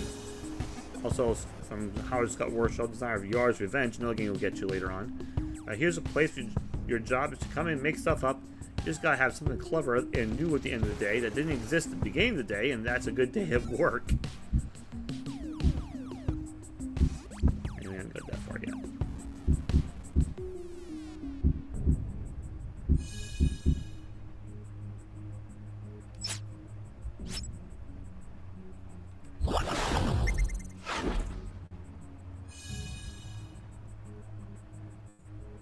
The game industry is about to suffer a major market crash in 1983, but that didn't mean there were no games to play. On the contrary, some of the best games for the Atari 2600 were released during these years. The impending release of its next generation platform, the Atari 5200, Atari rebranded the VCS to the Atari 2600. It released a new model of the system with the same form factor, but without the 1970s era wood paneling color scheme. The 80s had arrived and the wooden game machine was out. So you understand there is a video game console cycle. Game consoles became obsolete after several years and are replaced with new technology. But in 1982, this was not widely understood. With higher-powered competition in the market, Atari wasn't sure what to do in response. Stick with the 2600? Introduce no hardware? It turns out, it tried to do both. Here is the Intellivision. In 1979, the toy company Mattel had released the Intellivision, a game console with a 16-bit processor and other technological advances. Its advertised position in television software, particularly its sports games, as superior to Atari's. By 1981, Intellivision had sold over 1 million units. The first console war had begun. And I'm going to add, with the coming DLC to this Celebration collection, I'm hoping we do see some Intellivision games. Particularly ones that you can actually use this thing here. The, if I can get in line with the camera, the X91 controller.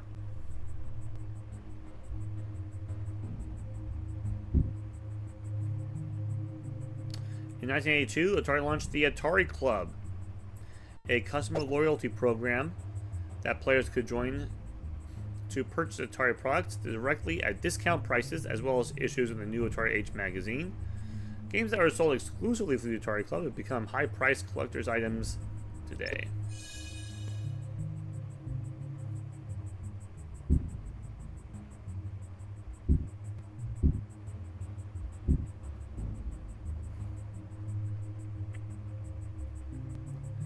The November-December 1982 issue of Atari Age magazine debuted the official Atari handshake, perfect for identifying a fellow Atari players or accidentally dislocating their thumbs.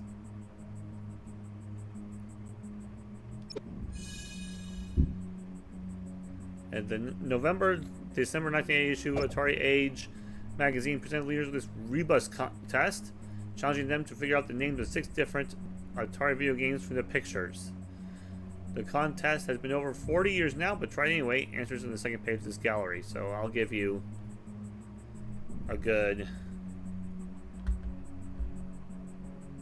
minute to figure this out.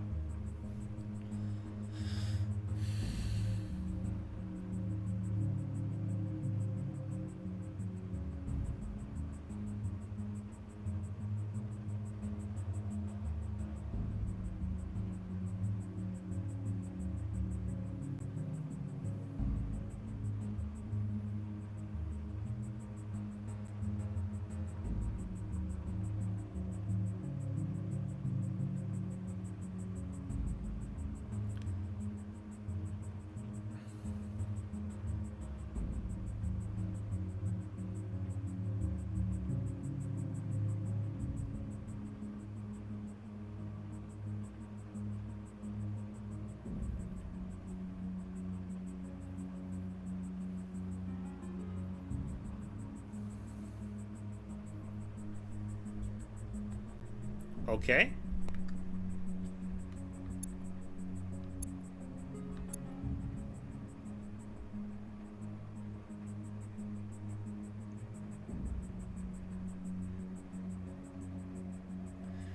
The answers were Defender, Home Run, Night Driver, Video Pinball, Missile Command, and Human Cannonball.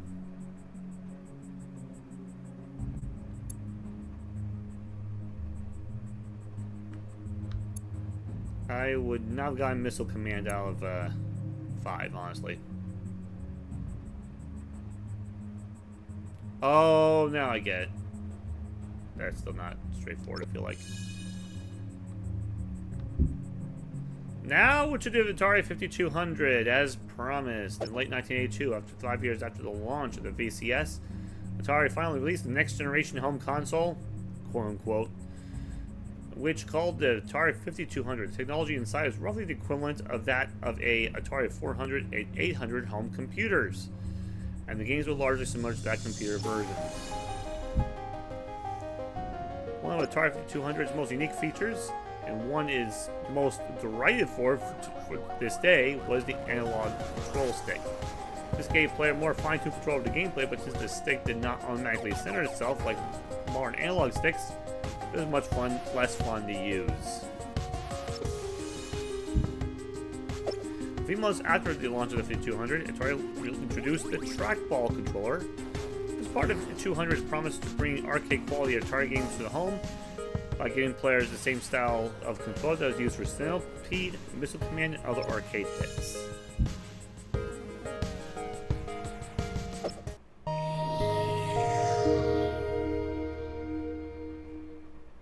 The 5200 was a tragedy. The 5200 was a good idea gone horribly wrong. The big problem that we had at Atari, the thing that killed the industry more than any other one thing, even more possibly than the E.T. video game, is that it was the first product life cycle. No one had ever been through a major success video game console life cycle. So where does it end? Nowadays, when somebody comes out with a new system, they already are designing the next system because they know the life of a system. They know a console is good for a certain number of years, and then it's going to die, it's going to fall off, and that's when we need to be ready and prepared to come in with the new system. Holy crap, you know, our first machine is finally falling off the cliff. We need something. We have something. We can take the 400, 800 computer, repackages the 5200, spit it out, and we can do it. So the 5200 was basically what the 400, 800 was going to be 3 years before. It's a tough business. Business is cruel. And you know, like I say, I'll say it again, it was the first time anything was being done. No one knew. And what happened was the Atari 5200, it grew very large because marketing wanted perceived value, so bigger was better in some respects. And then marketing got really focused on the Intellivision, and Intellivisions had a bunch of buttons. They had a keypad, and they had this disc with 12 distinct regions. And so, hey, if we put an analog stick here, and one that doesn't self-center was the great idea, this will be a better marketing message than the Intellivision controller. And of course, it was a horrible experience. The company lost focus on what was important, and it was gameplay's important. You know, good games sell, bad games don't. If you've got a bad control mechanism, it doesn't matter how good the graphics are. It's not going to be fun to play. Now what do you do? So, and that was the thing. Engineering we really wanted to do something cool, right? We wanted to do like a real next generation because the 400, 800 was already last generation. The engineering team and the creative team, the game designers, we were so upset, and we all felt that we were making a wrong decision with this controller, that we put together a petition to upper management, and we just explained that, you know, this is a great product, the control is lacking, we've got some other alternatives we want you to see, and my name's number 3 on the list of the petitioners. See, I wasn't someone who signed petitions so much as talked to people behind the scenes, because I always felt that was more like the way you operate in a corporation. And but I definitely put the word out whenever I could that, like, you know, this is something we either should have done a few years ago, or, you know, can't really do now. We told marketing, hey, we could make this 2600 compatible. They didn't want anything to do with that. They said they must be very separate and distinct. We can't have backwards compatibility, which at the time we thought might be a great feature. It's a good way to get people that have these Atari games already and keep them on the Atari platform instead of giving them an opportunity to jump to another platform. And so we designed the product specifically so that you could never have 2600 compatibility.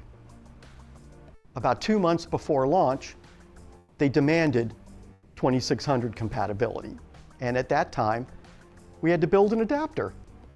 And then we actually had to modify consoles that were already made, the first ones, to work with this adapter. And we called this thing the piggyback parasite. we were just horribly embarrassed by that situation. That never should have happened. There was some big time denial, around Atari because nobody wants their parade rained on. And when it's the best parade you've ever imagined in your life, nobody wants to see a cloud. You just don't want to see it. So we didn't.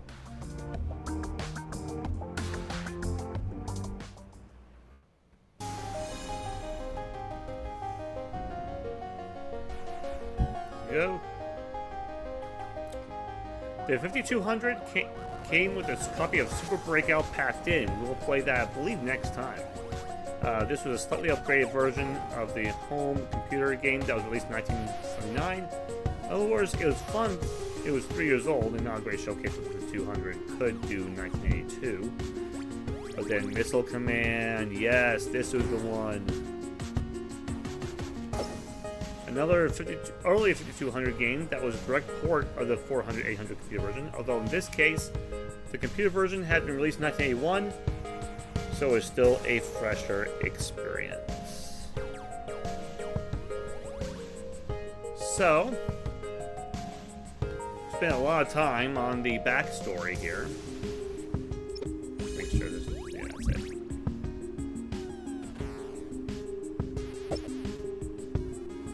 Let's play.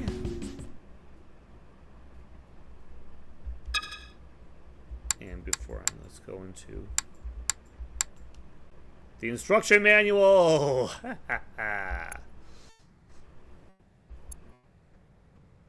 I love when games do this.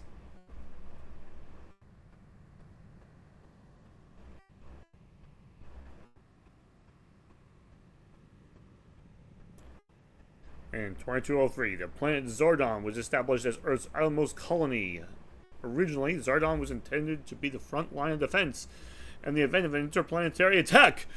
A missile day stocked with anti-ballistic missiles was the first order of business after its completion to find colonists set to about building a town. In the years that ensued, the town flourished and grew into a city. Eventually, 5 other cities evolved to keep up with the burgeoning population. Today, Zordon far supersedes its initial function as frontline defender. Back on Earth, it is known as the resource planet because precious ones and minerals are mined from Zordon's rich deposits. Zordonians go about their business with a sense of pride and well-being. They actually have built a utopia for themselves. But now this very utopia is threatened by chaos and destruction.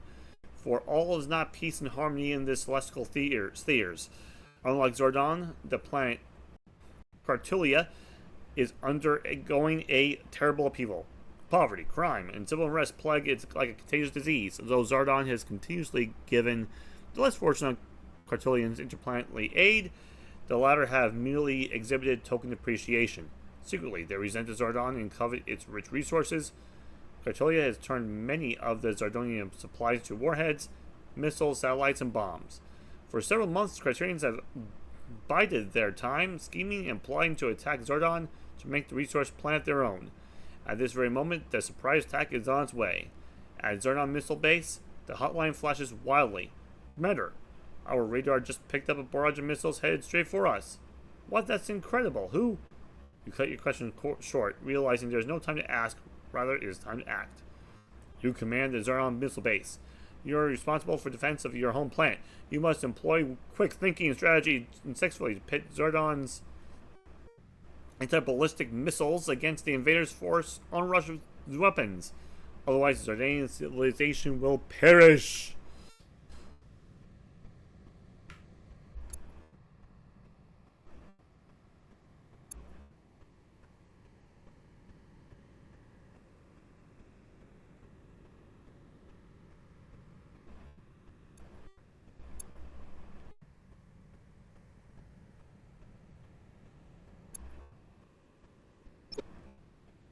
Okay, let's take that with the control real quick.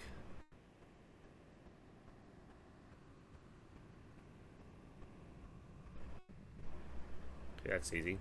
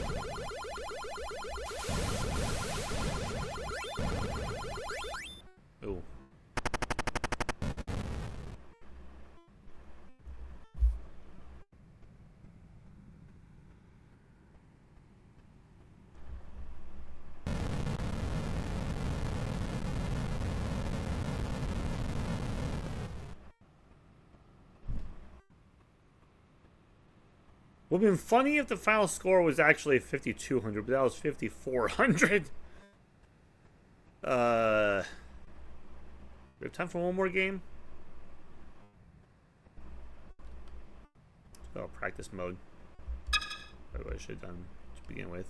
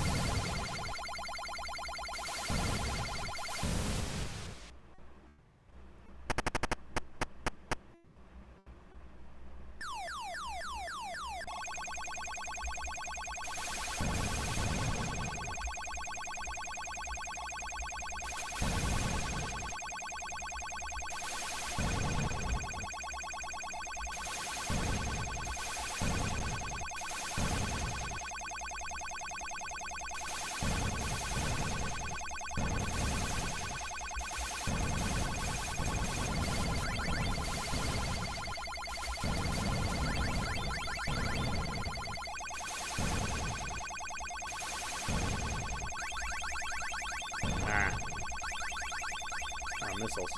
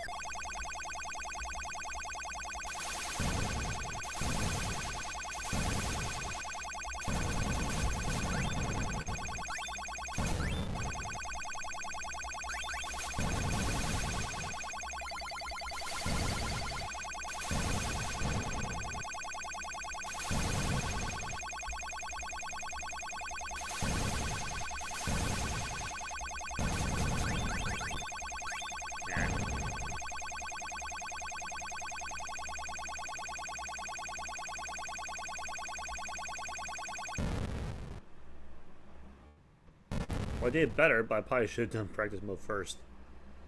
94-35.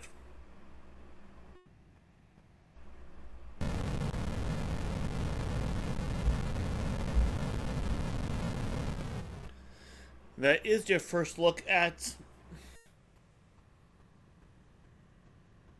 Missile Command. We will, as I said before, we're going to look at the 5200 version of Super Breakout on our next stream. Let's see how many. I think we got 4 more games left. And only one we're spending like a half an hour. The rest we're going to speed through. So, next one's on a different mechanism. So this is going to be an 18-minute break.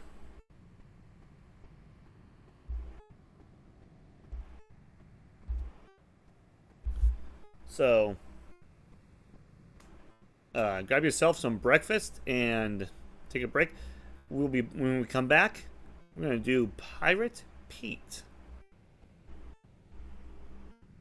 Pirate Pete. I'm going to do that for 5 minutes or so. Stand by.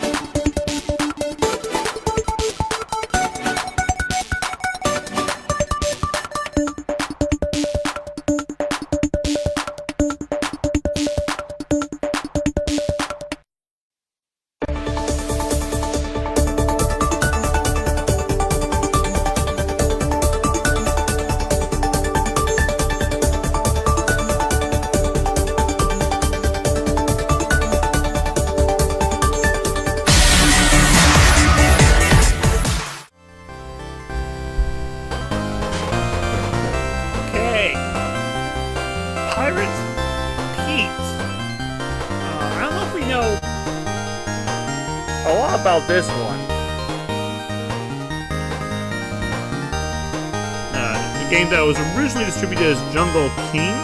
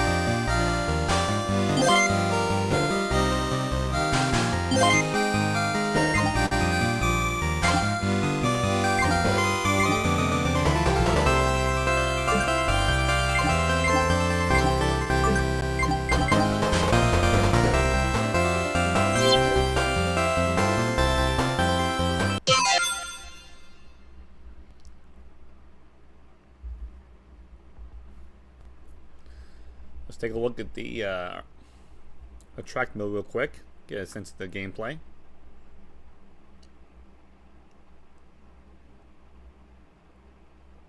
This is pretty much, ooh, that's not good.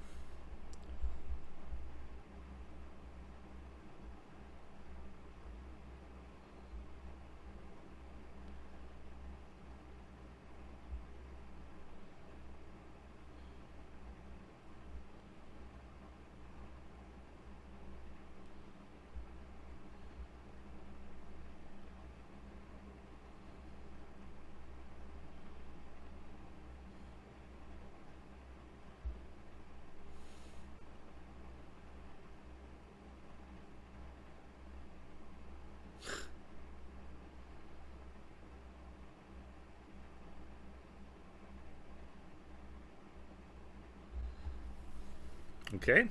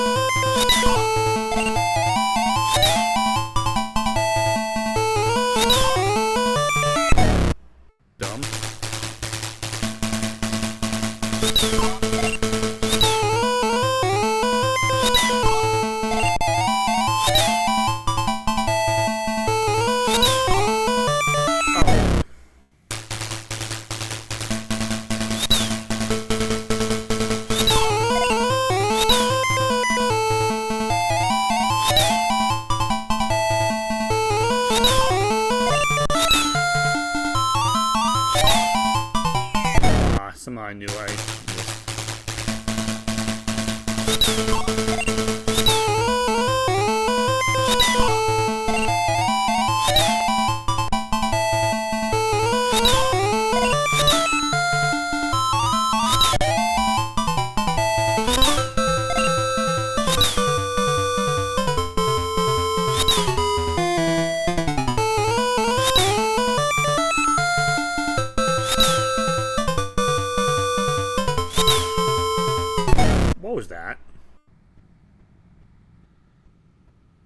I don't know what happened there.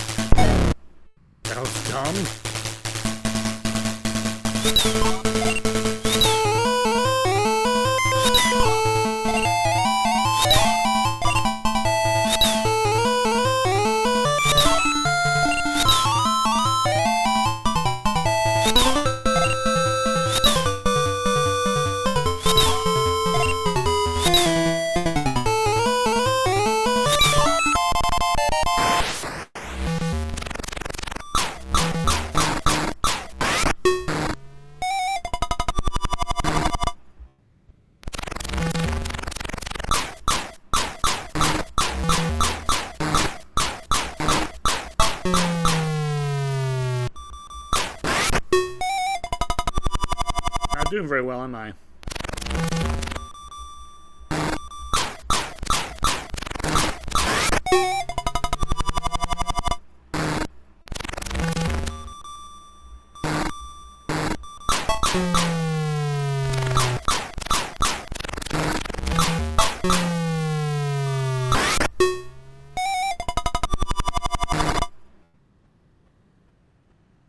Yeah. Not great. Not great at all. Okay.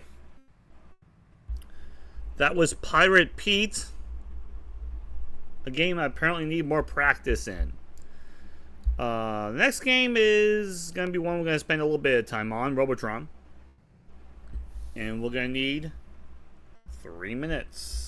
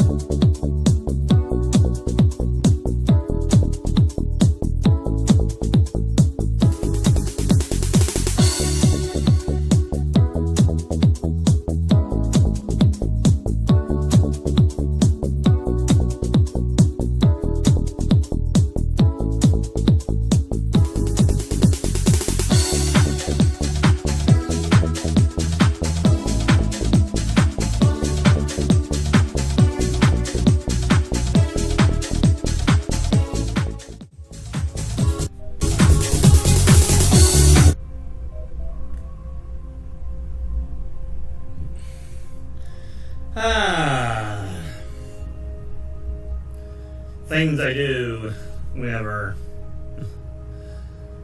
you not just have to change mechanisms, you have to change discs.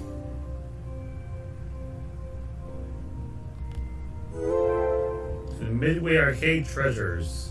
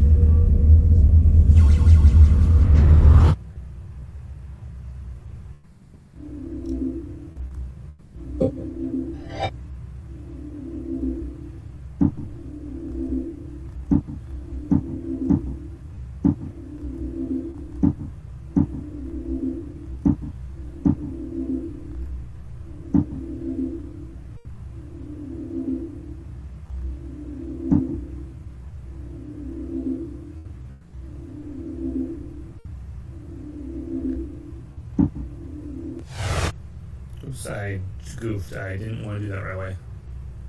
I'll get out.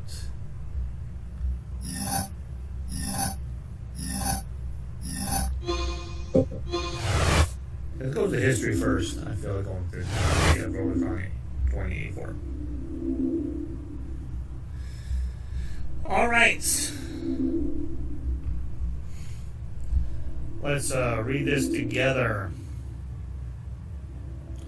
If it were possible to reach Zen Nirvana through hand-eye coordination, then Robotron would be the ultimate instrument of enlightenment. A good Robotron player on a roll is a thing of beauty. 2 joysticks against the world. No scrolling, no magic foe generator on screen. All the adversaries are present and attacking from the word go. It's best to turn off your thinking brain and let instincts take over. You must come to a hyperconnect state of meditation if you want to defeat Robotron. Robotron was the third game delivered to Williams by the creative team led by Eugene Jarvis, there is his name again, and Larry DeMar.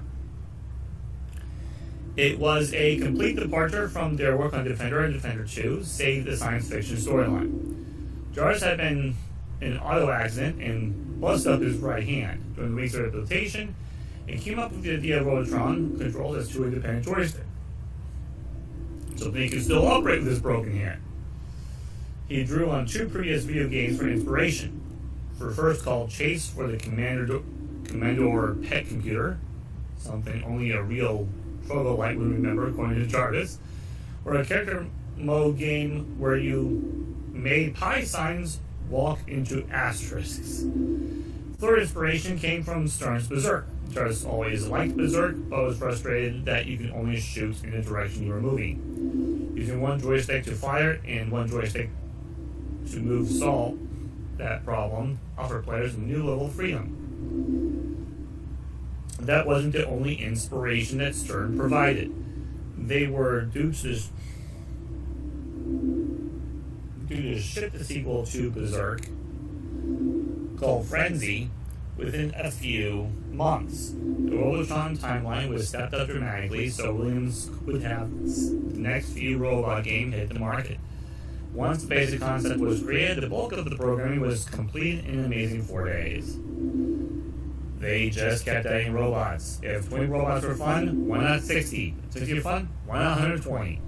Soon they brought to life a seething mass of enemies. 20 plus years later, video games have equal Robotron's body count per second. The problem was that they all needed a story behind this mindless carnage, so they decided to throw in the nuclear family. Saving humans worked in Defender, and it was becoming a theme. Family members became your buddies, giving the world of Robotron good guys and bad. The classic sci-fi scenario was starting to take shape. Jarvis reasoned that if machines kept getting smarter, they would eventually realize humans were a liability. Machine would also require rights, and unplugging one would be an act of murder. Robots would come to the conclusion that the resources used to make more robots were being wasted on humans, thus humans should be terminated, and for the player. His mission, destroy robots and save the nuclear family. Robotron was an instant hit. In addition to it being another fun and innovative game, Robotron was bolstered being the first game of 2D-bit litter hardware. Robotron continued improvements to Williams' standard electronic system, acknowledged to be the best in the industry, and backed up by an excellent service department. It shipped a healthy 19,000 units and spun off a cabaret version with a 13-inch monitor and cocktail sit-down model. Marquis readings simply 2884 were created. When the final version of the game was released, the title was officially Robotron 2084. It was the second of 3 games Jarvis and DeMar developed independently for Williams. The third project was called Blaster, a game with a short test run produced with an odd cylinder black plastic cabinets, just like the blue ones created for Bubbles. Blaster also had a home incarnation for Atari computers, but by the time it hit the shelves, that great video game crash of '83 had begun to take its toll. Jarvis and DeMar, along with many others in Williams' core brain trust, left for several years, only to return later to help lead a resuscitation, I don't know if I pronounced that correctly, of the arcade industry in the late 80s. As a result, many games from the mid-80s, like Blaster, have become lost in development or test runs. Like most games, Robotron has some cool bugs. In early versions of the game, coordinates were referred to as cuboids, and the attract screen. During the tank wave, the tanks fire 20 shots that don't hit anything. The game thinks there are still 20 shots in the air and won't fire anymore, allowing you to pick them off at will. Brainwave has a great bug that can be used to rack up bonus points galore. Perhaps the most interesting hidden feature is the secret credit Easter egg, created in part to frustrate would-be game pirates.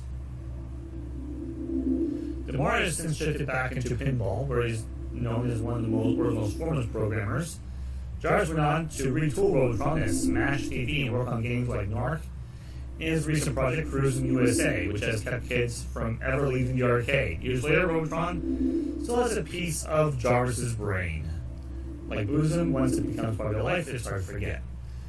Jarvis, a true gamer through and through, is not afraid to discuss his creations in the spiritual terms they deserve.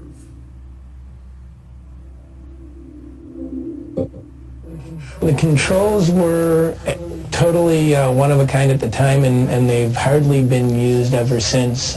Eugene really, wanted to give you that monster control, and part of the, one of the really adrenaline rushes in the game as a result of the amount of power you have. You've got so much power and control that the game can put you in really tough situations you can actually fight your way out of, and that's one thing that keeps people coming back to it over and over. I think they will soon realize that humans are nasty little things. They're trying to blow up things. They got car bombers. They got nuclear terrorists. All these mass murderers.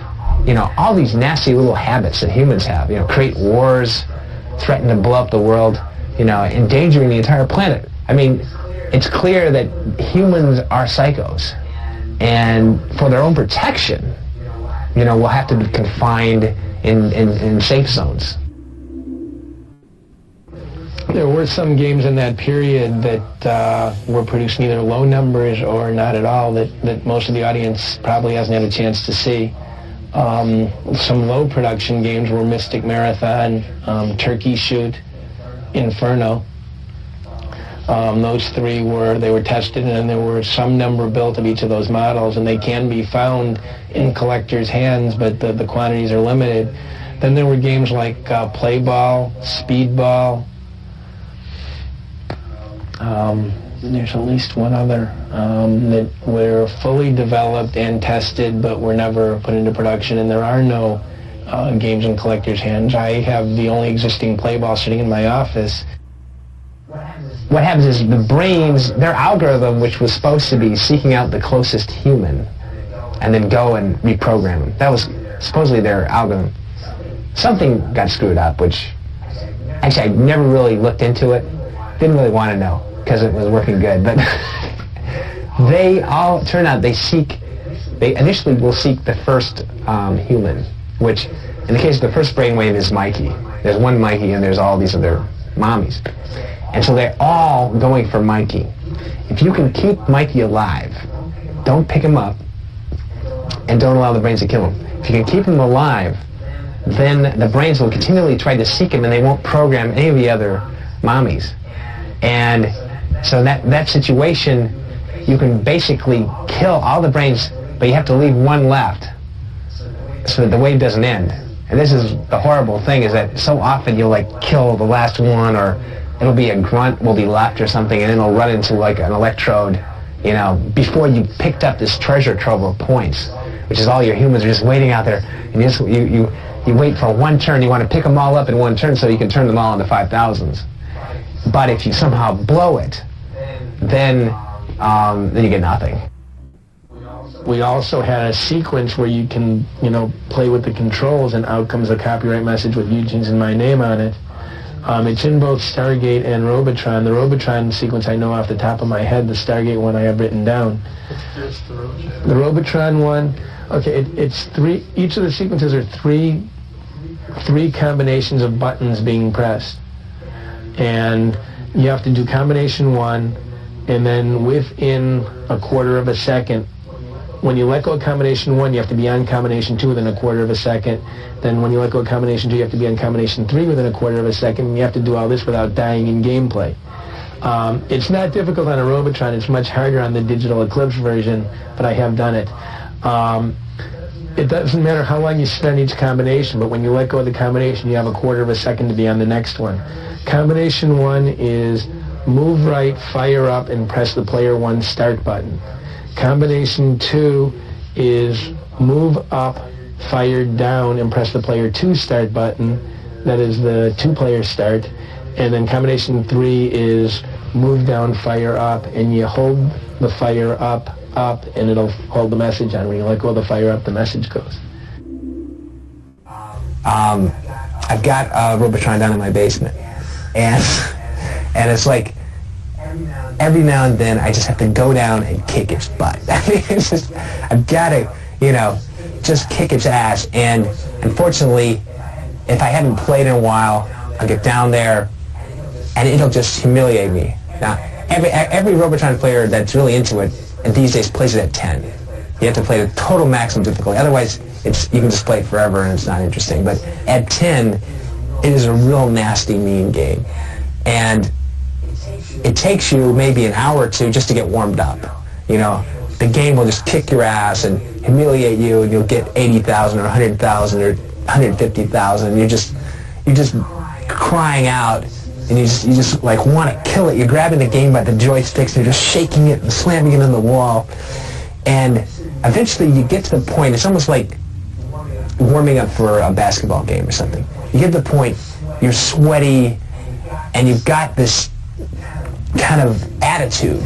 You cannot win until you have this attitude, this total mindset of just total concentration and total rage. You've got to be pissed off. When you're on, it's just such a thing of beauty. You know, you'll get on a roll, and you'll just like be cleaning off wave after wave after wave of them, and you're just like, yeah. But inevitably you like start getting lazy, and you'll start getting too cocky, and then before you know it, you'll just like lose 4 or 5 guys in a row, and you're in some horrible situation. And the quarks are just like keep multiplying and keep putting out tanks, so the spheroids just keep putting out the forces, and you kill out a few, and they keep putting out more. And then again, you have to buckle down and you know, get back to it, and somehow conjure up that rage from within you, you know, to keep going, you know, and it's kind of the cycle of conquest, and then of getting your butt kicked, and then of going back and keep coming back, and if you can stand this for like a few hours, you can reach 1 million points. And I understand now that's kind of my personal ambition. I mean, there's players that do 5 or 10 million, unfortunately, but my personal thing is like to do 1 million, and I don't think I've quite achieved that even yet to this day. I've had like a 900,000. I've had several 900,000 games, and somehow at 940,000, I'll just get weak in the knees, and I just like, I won't have it, you know, and it's like, I'm watching helplessly, you know, I've just, you know, maybe I'd had a run of 100,000 points on a previous guy, but for some reason I'm just sitting here and I'm helpless and I'm crumpled, but I'm just like a sweaty, limp dish rag, and something I can't get over that 1 million point barrier, but that's still my my personal ambition. I know someday I'm going to kick that game. You know, I'm going to kick its butt. I'm going to beat it. And, you know, until then, the basement appointments will continue.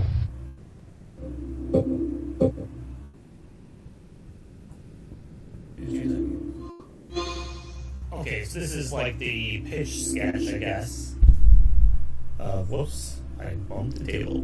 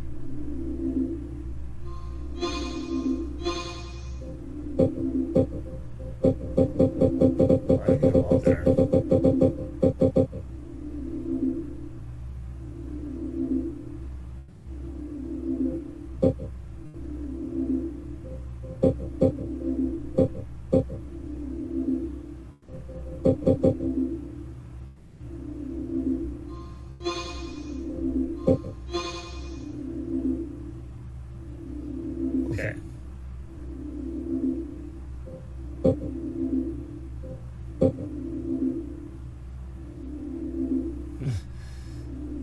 Funny, it's like on this screen it's dimmed out the C-stick because my controller doesn't have one, as pretty much every other GameCube button. I do have the proper GameCube controller. I'm trying to stick to these for the older games.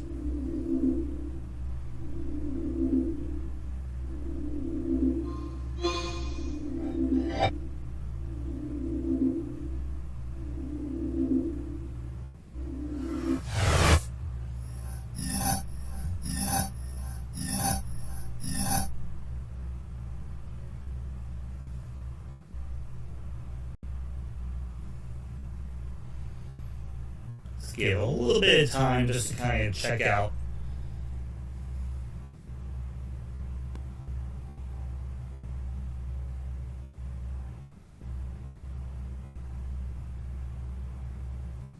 There we go.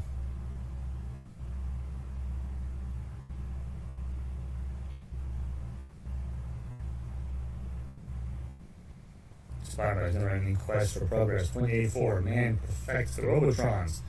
A robot species so advanced that man is inferior to his own creation, guided by the lost Robotrons conclude human race is insufficient and therefore must be destroyed. We are the last hope of mankind. Due to genetic engineering error, you possess superhuman powers. Your mission is to stop the Robotrons and save the last human family.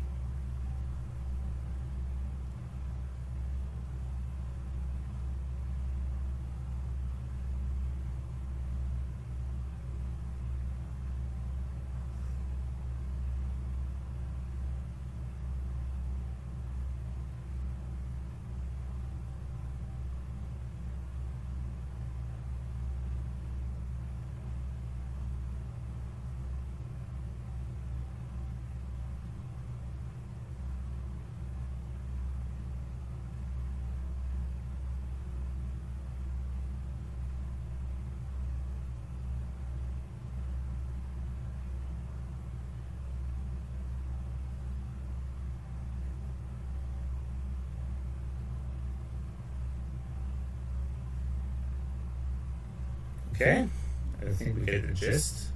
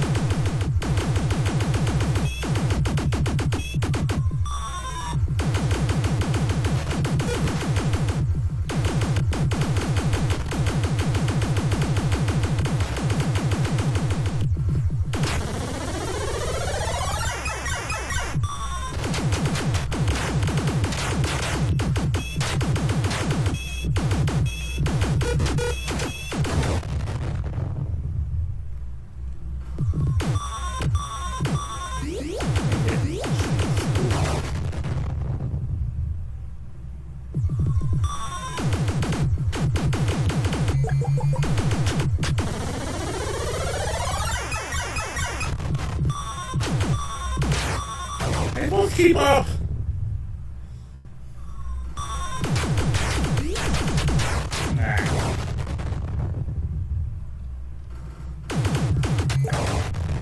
That was dumb.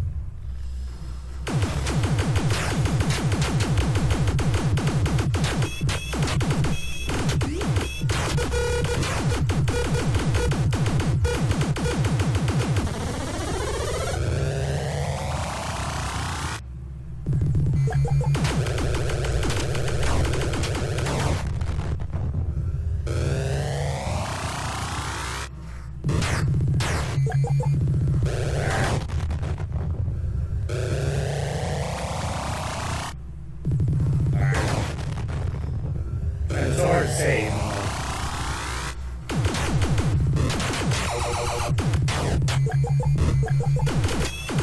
Oh, I didn't see that. I'm struggling on this one. Oh, I get hit by a bullet.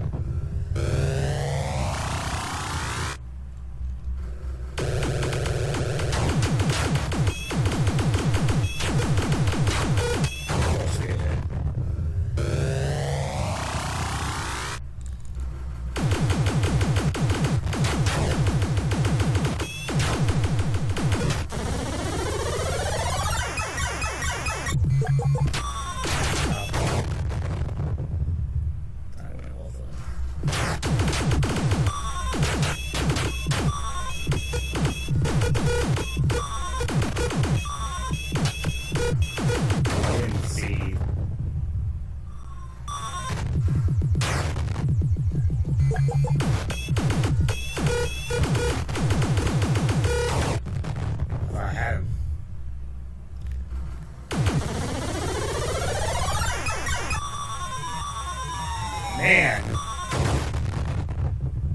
He's supposed to stay out of the way.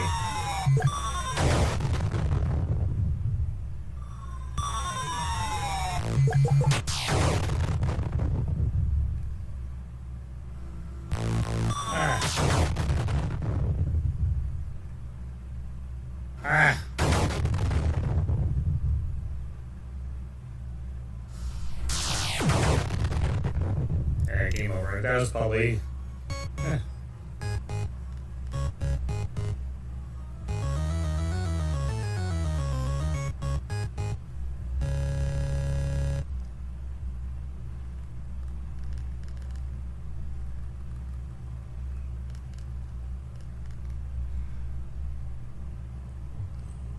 Okay, I'm third place.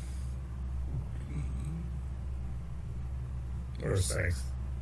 Just do. Alright, I don't know which one to use in terms of. We still have. We still have 11 minutes to kill. Yeah, time for all our games.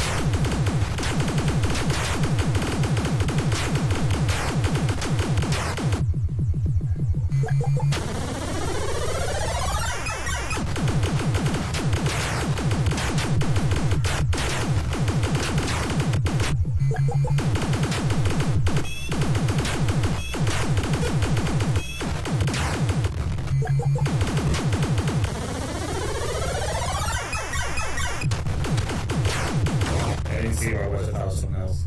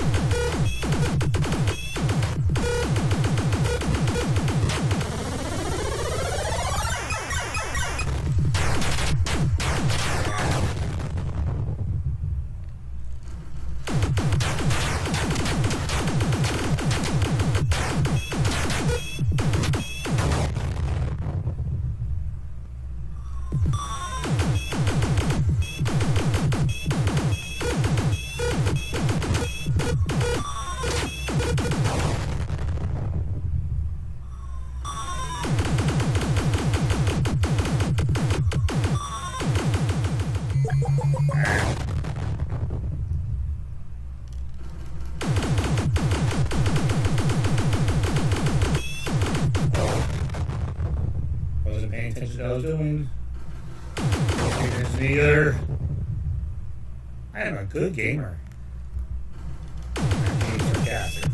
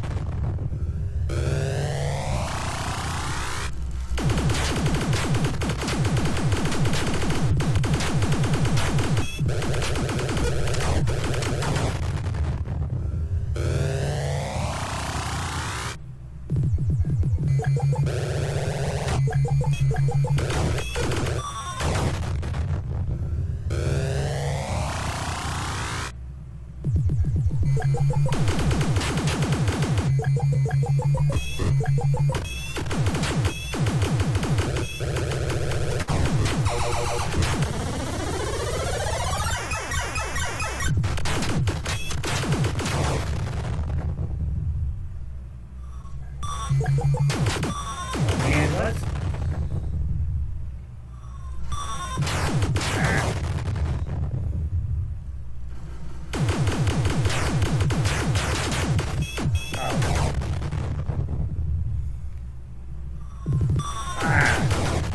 Try to sneak through.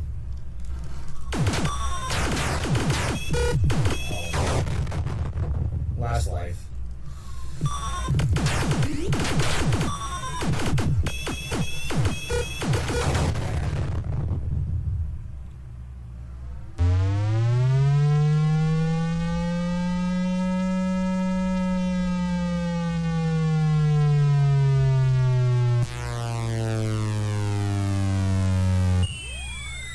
Well, that was better than last time. I didn't feel like it was.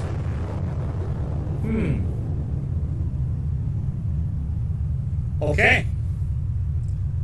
Well. Me and long time for one more game. Of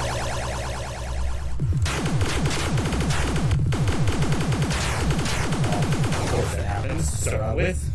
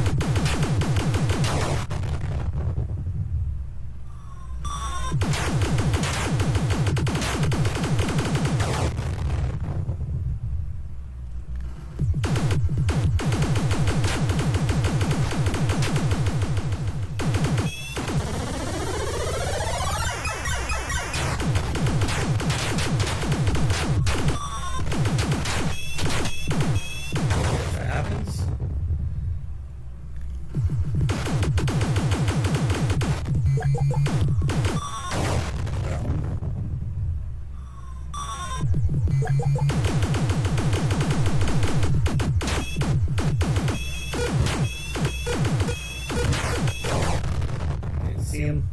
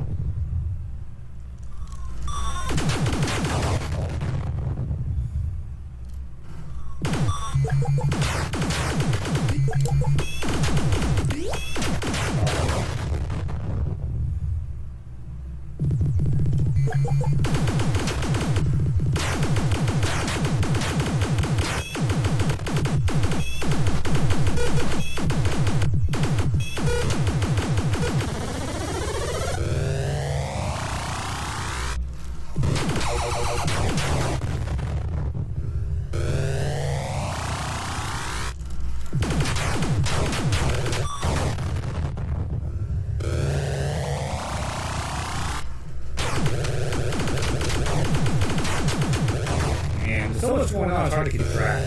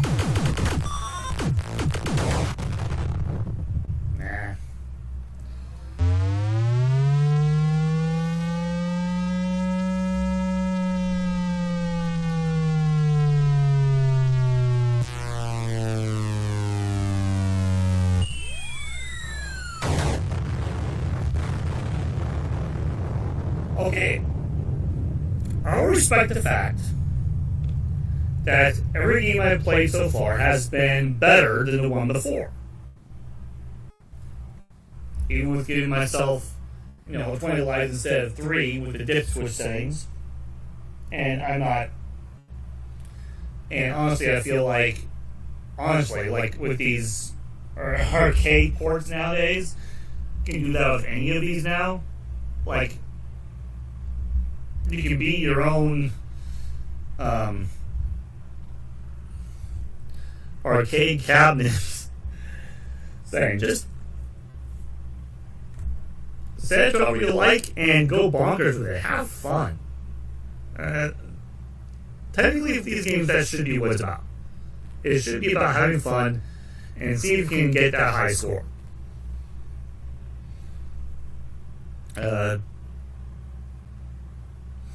I don't know if I would say I'm good at this game, but so far I would say that was definitely one of the better ones. Definitely Eugene Jarvis trilogy, you can say. The Defender, 2 Defender games and this one, Robotron 2094, have been fantastic. And obviously, as we mentioned before, we're going to see Smash TV, we're going to see the cruising games, that's also Jarvis.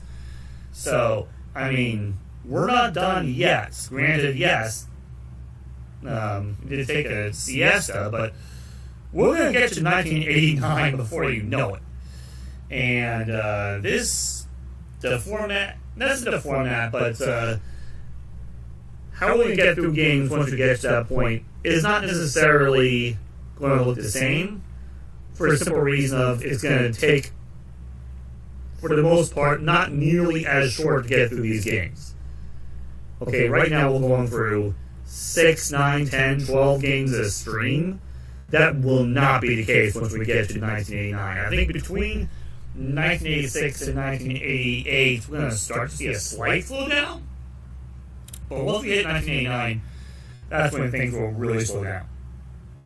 Okay. We are going to take another 3-minute timeout. I think we've got 2 more games left. Is that it? This thing went bonkers on me.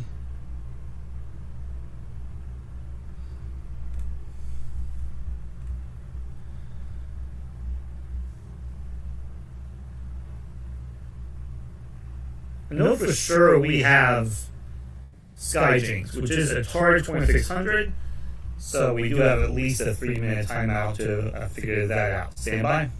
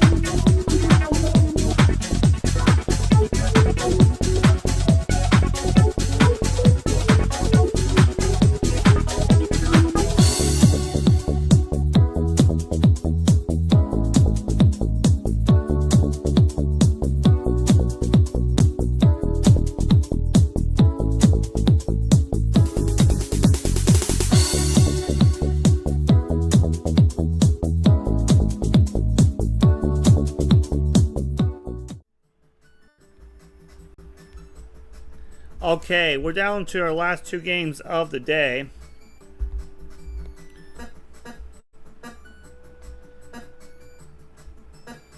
And starting out with Skyjinx. Air racing themed game. Developed by Bob Whitehead. And is an Activision title.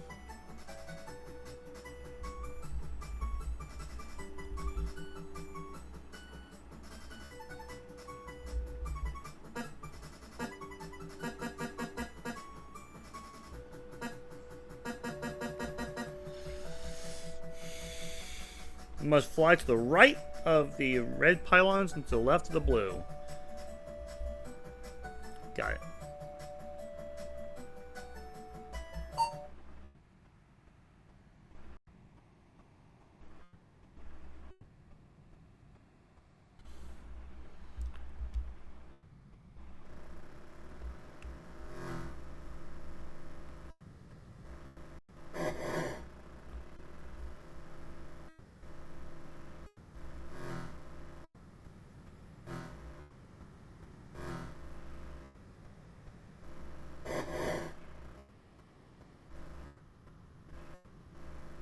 I'm going to start over.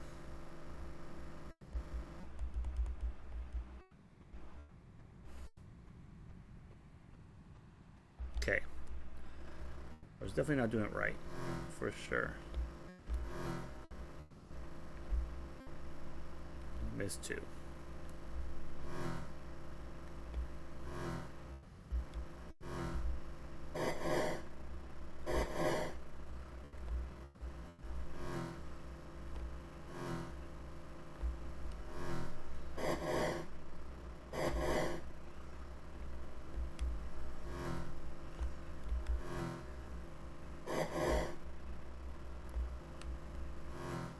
I'm struggling.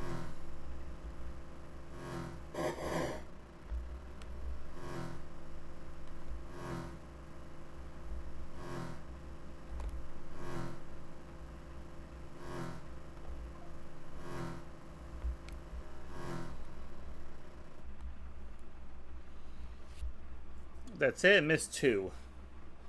Let's see if I can do better.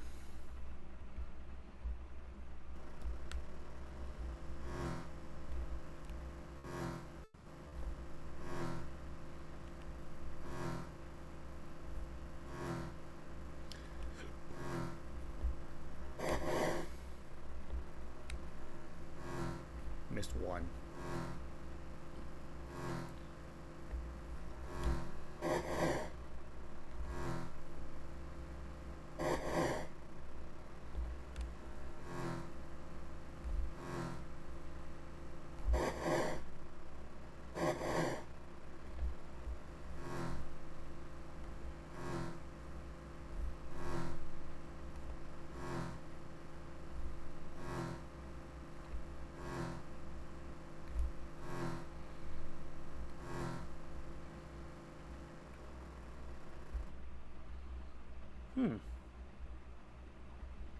See if I can do better.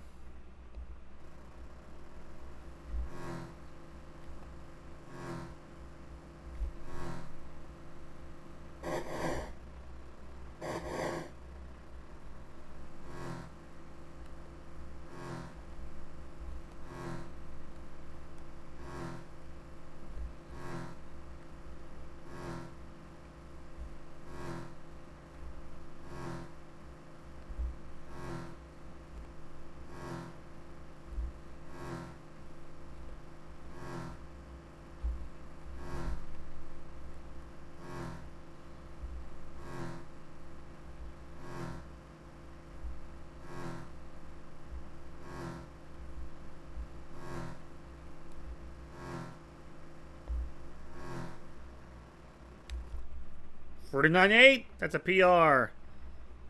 Well, we'll just do the same one again. Oh, not. No, we're not doing 50. We don't have time.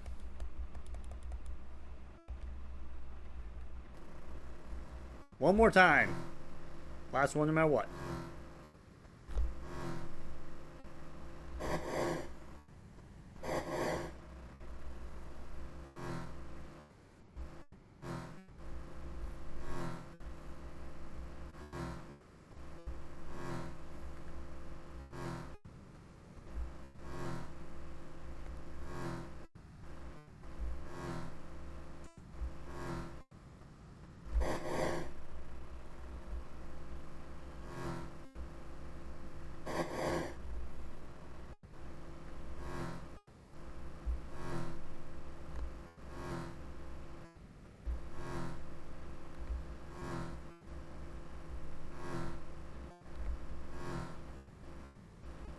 Not quite as strong as that one. Alright. So that is Skyjinx. We're on to now our final game of the day. And that is going to be Space Duel. But this is going to be a Atari arcade title. So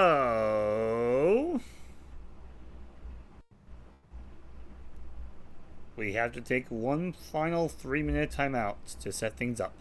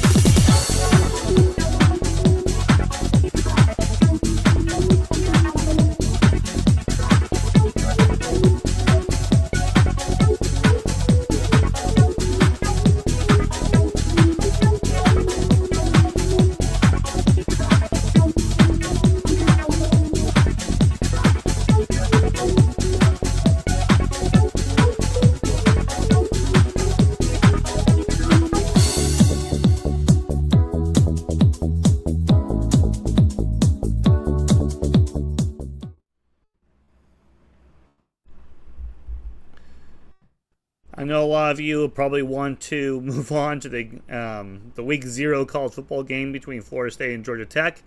That has literally just kicked off as I'm streaming.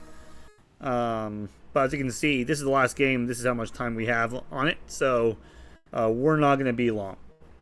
I'm going to tell you right now, these streams will cross into the first quarter of the college football games more than likely. But we'll try to get you to college football as much as possible because I love my college football. So I want to get to it as fast as possible, but we also want to get through the history of these games and have some fun while we look at the art and gameplay of these things. What game are we on again? I now forget. Space Duel.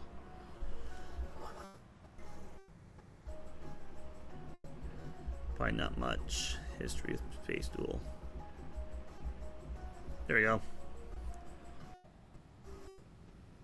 A full color version of Asteroids for 2 simultaneous players. Space Duel allows players to operate independently or in a manner oddly reminiscent of Fire Truck as a pair of linked spaceships working as a team.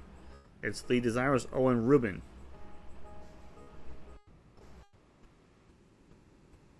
Space Duel's flyers notes the cabinet's 4-speaker sound feature. 2 speakers were positioned below the marquee and 2 under the control pad.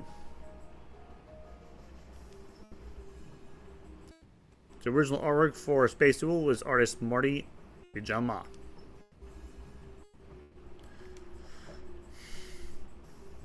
So let's play.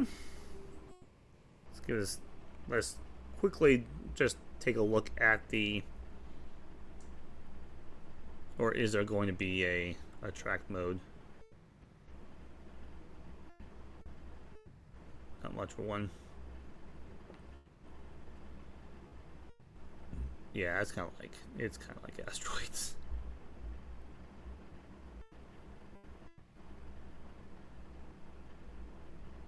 Just without the asteroids. All right.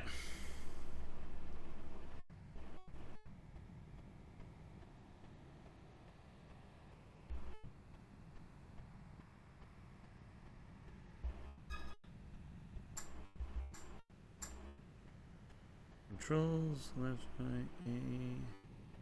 Okay.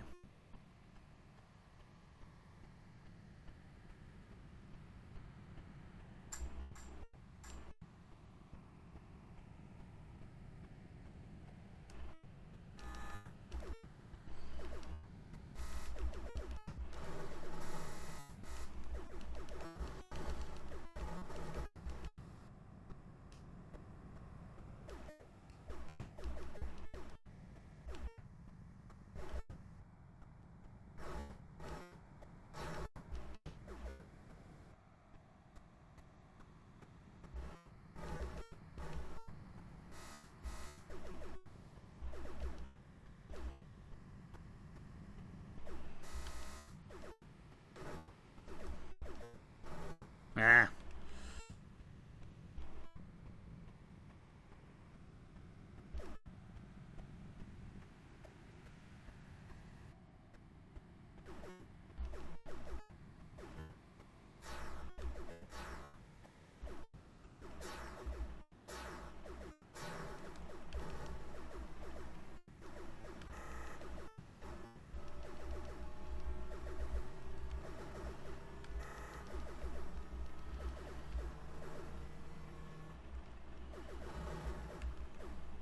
Nah.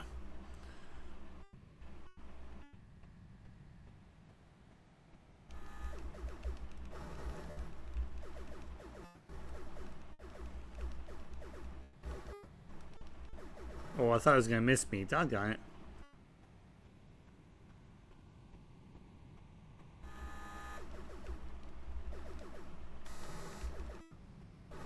Nah.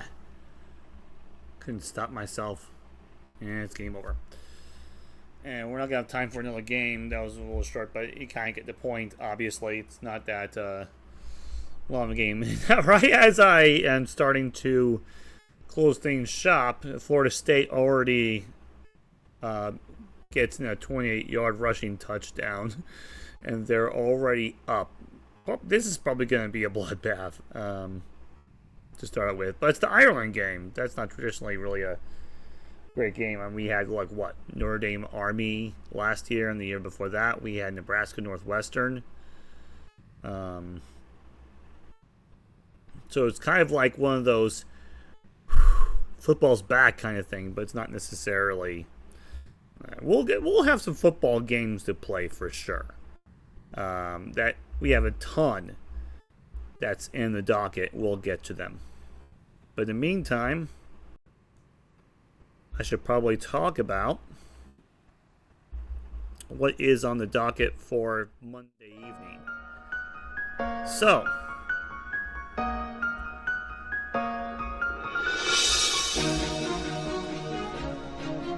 we are, Monday evening, we are going to get to game number 100. We just did game number 92.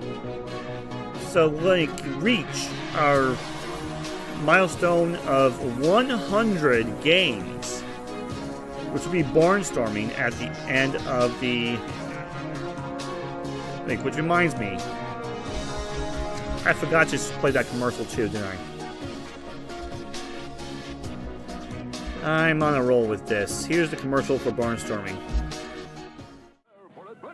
Prepare for Barnstorming by Activision, the thrilling new video game you play on your Atari video computer system. Zoom through barns.